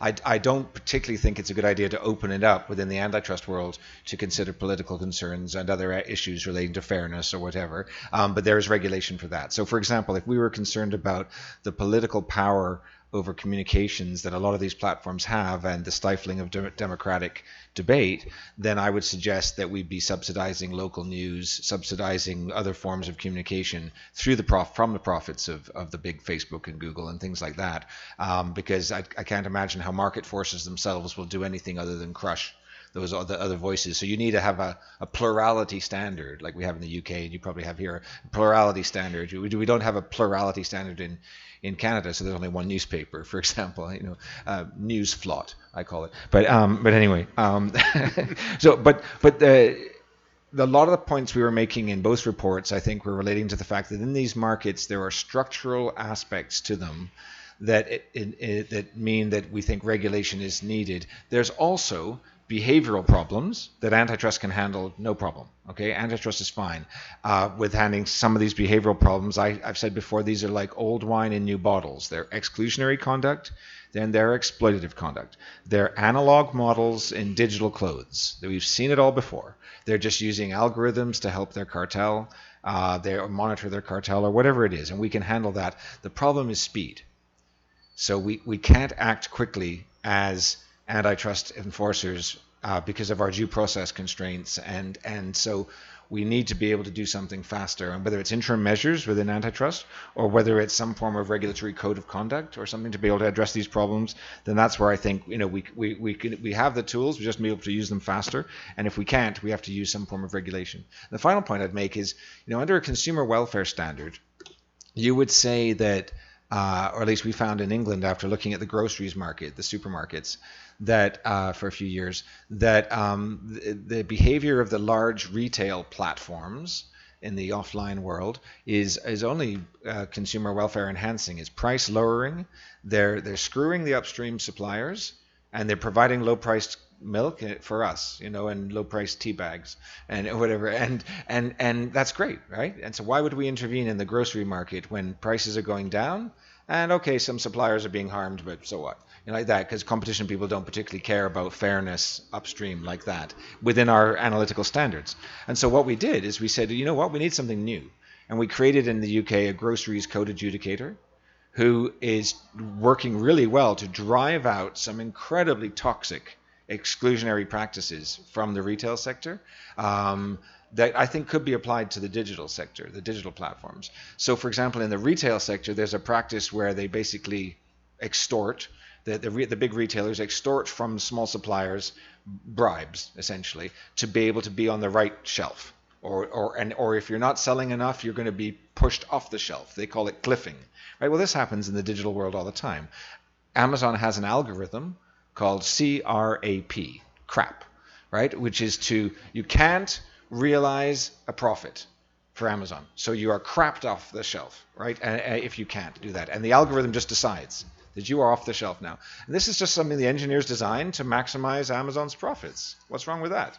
But of course it has an impact. It can completely destroy you as a supplier if you are crapped off the shelf, if that algorithm means that you're not going to be seen suddenly for some reason. And so what we would say there is that kind of thing has to be exposed, made more transparent, has to be explained, has to be, some sort of adjudicator has to be able to look into that and say, hang on, is that set up fairly, in some way? And in that case, you are using fairness.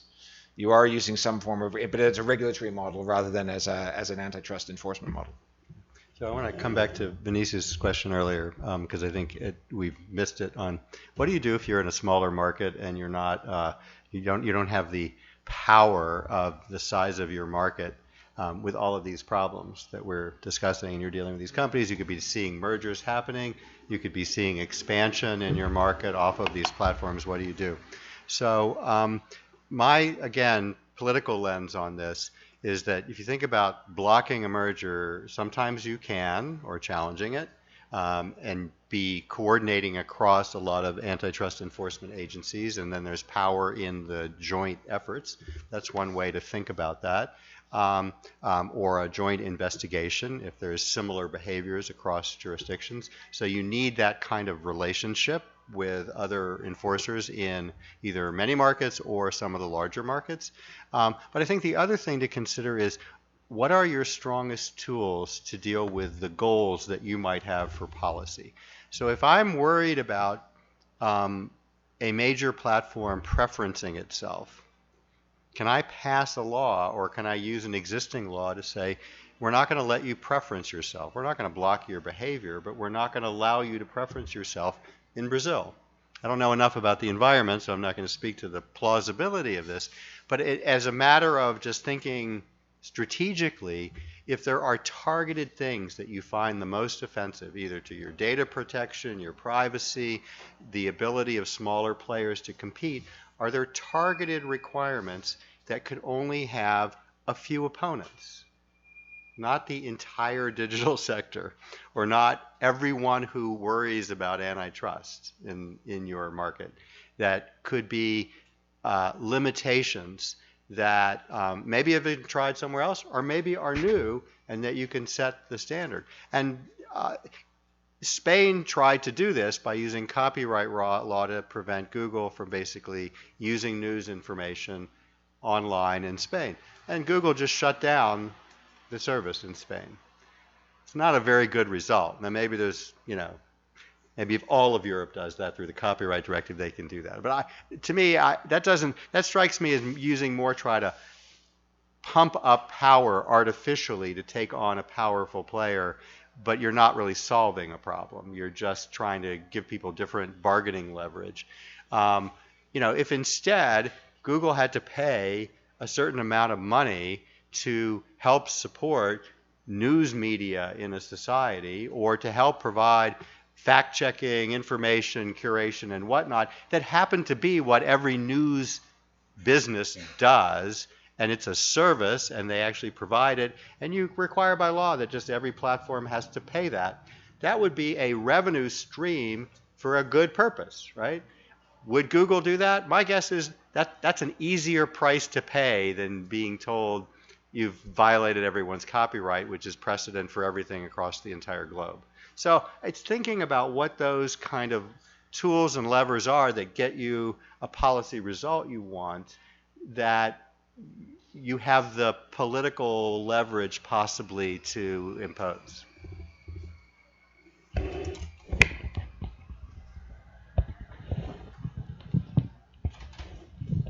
So first of all, thanks Professor Vinicius for the invitation. Thanks Philip and Jean for the valuable information given to us. Just a quick question I'm going to address to Vinicius. What's the present government? How is it facing all these things, all these important things in our environment, please? Sorry. They are recording this? So, yeah, we are recording this? Yeah, just let me ask one thing, just now that I have... Marcela, jump in and... Yeah, I'm trying to help you, see? No, actually, my question is somewhat related to this. Going back to Professor Anna's comment on, the consumer welfare standard and how good the consumer welfare or limited it is. And then back to what Jean said about the new Brundisian/hipster antitrust authors and advocates. My impression is, and I would like to see if you share this view, is that now this movement towards bringing political aspects or other aspects into antitrust is very much, especially in the U.S., favored by left thinkers, let's call them, in the sense that people think antitrust needs to intervene more, right, and do more in a way.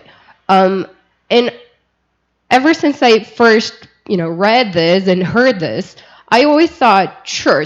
But if you leave the consumer welfare standard and you open space for economic politics in a way, can't you just do that to the other side as well? I mean, once you open the door, you can do whatever you want, right? So even though the consumer welfare standard is limiting in many ways, maybe that's good because you don't let other, aspects enter into antitrust.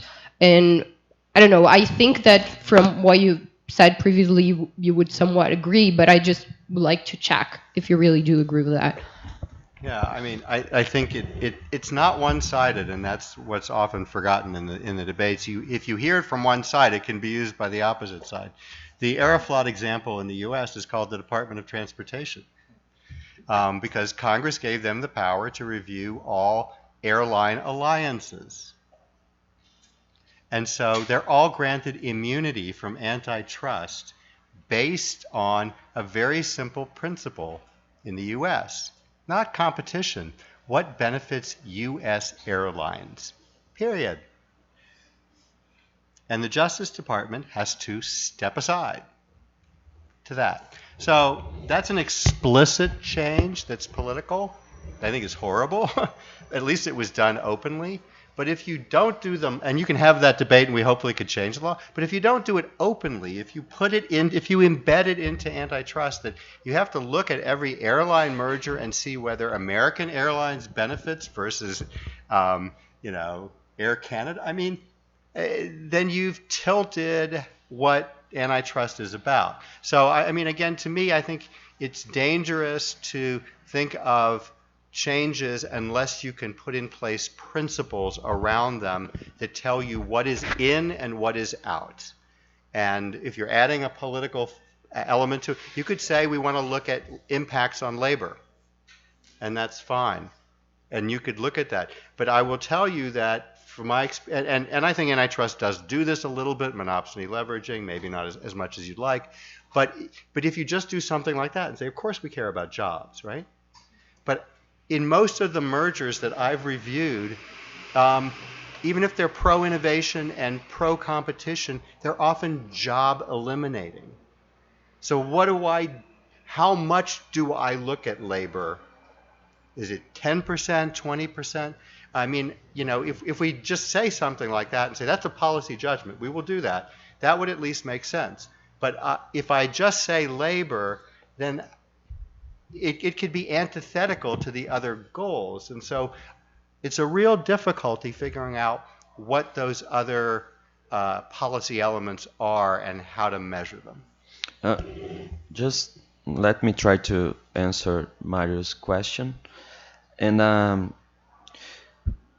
let's say that from the point of view of digital markets discussion, I think CAD is doing a very great job at some point, because they are trying to collect and gather data. They are making studies. They are discussing these issues a lot within, for example, BRICS community. They are trying to raise this new report about that. I think at some point about the cases, I will not establish one specific opinion about one specific case, but I think that one thing that maybe should be established is what is the strategy? What is the strategy? What is the priority? You will prioritize digital market cases. Why? What should be the standards? What should be, at least at some point, your theory of harm in general terms? Because, for example, you finished the Google Shopping case with no condemnation, and then they didn't punish Google, and then 1 week after they open up the Android case, and with one page of okay, we will open just one page saying that we will open, and that leaves the question: what is the theory of harm here? We need to discuss this, because you finish one case and you open another case. So why? What's the difference? I think that should be straightened. This is one discussion. The other discussion is the relationship with the government. I've heard 2 days ago that competition policy is mainstream in this specific government. I'm happy with that. But the fact is that CADE has no quorum right now. So I want to know if it's not the mainstream, what should be? What happens with CADE if it's not the mainstream? And if this competition has set aside, as they said, in the last 10 years, we wrote 120 dispositives on the bill. we approved the bill, we rebuilt the antitrust policy in Brazil, and I don't know if it's set aside, I don't know how to compare things right now, but it's difficult in every realm of policy in Brazil. So that's the point. And the last one about consumer welfare, trying not to answer what Anna's questions raised, but I don't know if the problem is trying to bring more other values to antitrust policy, or to just bring other values to regulation other than consumer welfare, because consumer welfare is not just a standard for antitrust policy, it's a standard for regulations as well. When we are talking about market failures, we are talking about consumer welfare. And if we regulate only based on consumer welfare tests, probably we don't have right now some civilizatory achievements like unions, for example. At least for me, it's an achievement. And I think the discussion should be how to bring other goals, other instruments for regulatory policies other than consumer welfare. Maybe I think that should be, and even look at competition when we are talking about regulatory policies in a little bit different way, comparing of what we are talking about when we are dealing with antitrust. For example, Brazilian Constitution established that oligopolies, it's not allowed in broadcast communications. That's not a consumer welfare rule. Yeah, it's not. But but the question is it a competition rule? It is. It is. Maybe I think that's the discussion that we should have when we are talking about regulation and digital markets.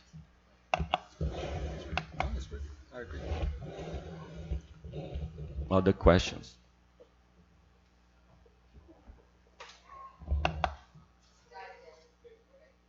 Just a quick question to Philip.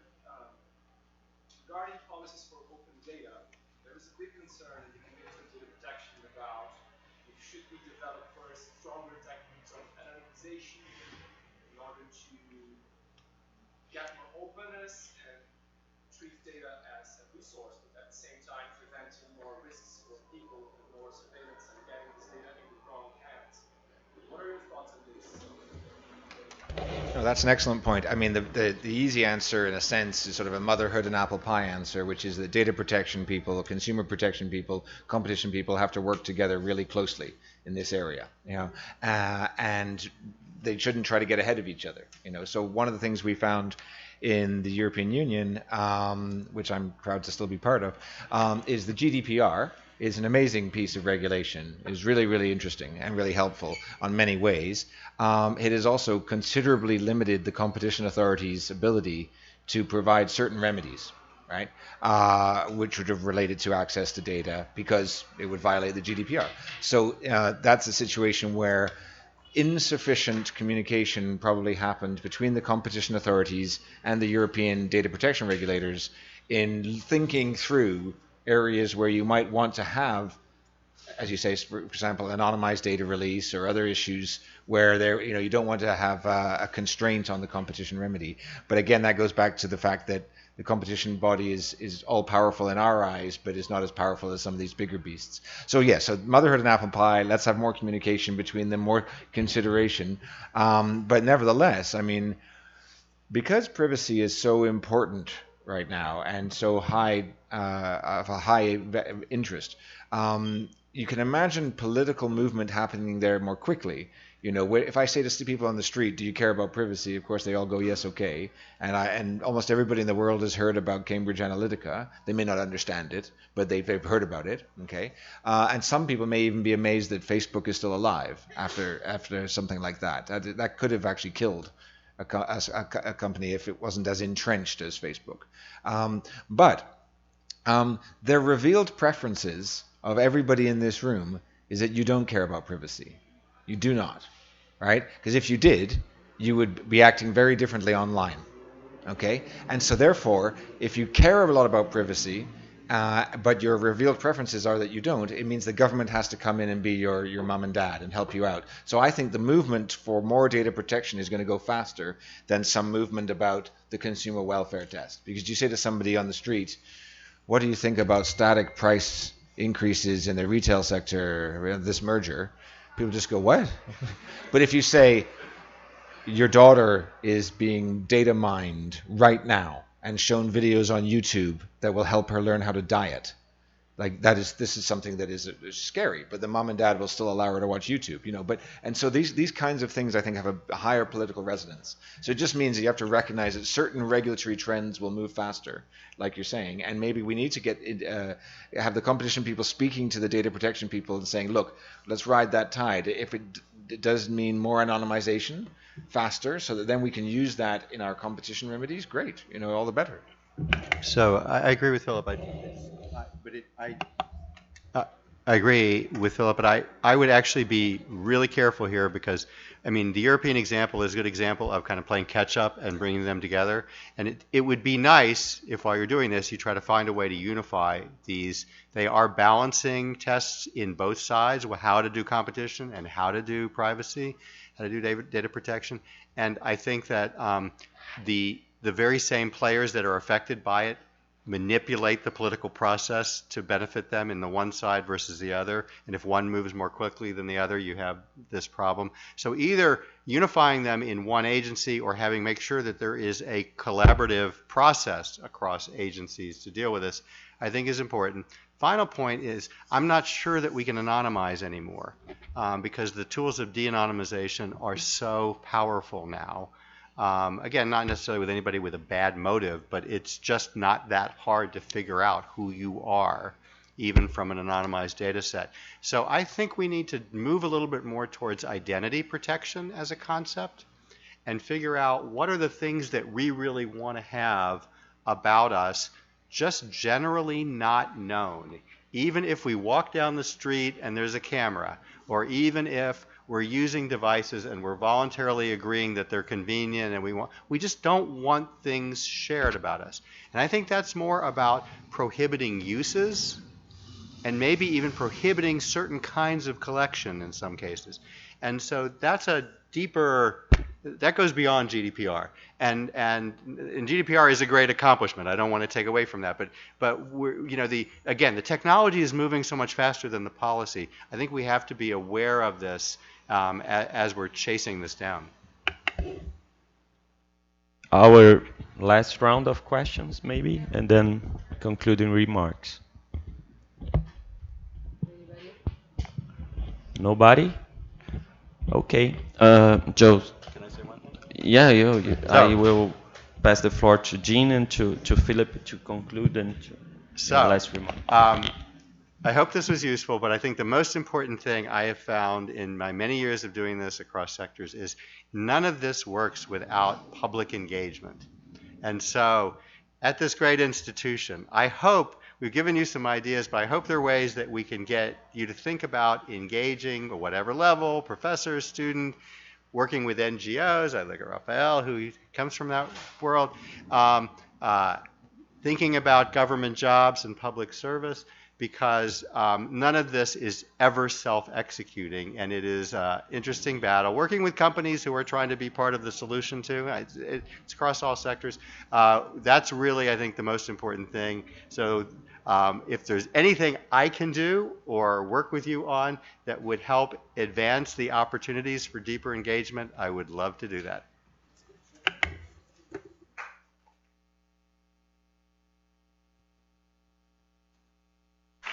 And the last thing I'd say is that, as I mentioned at the start, the social media companies have a range of benefits, right? So we can use them to our own ends as well. So let's make sure that we're all retweeting hashtag make antitrust great again, hashtag unlocking digital competition, hashtag dial up antitrust, those sorts of things.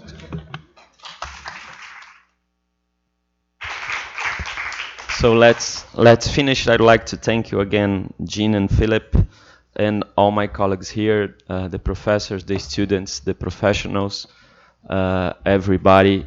I think we had a very fruitful, thoughtful discussion here today, and we are eager to discuss more with you if you wish in other opportunities. Thank you very much.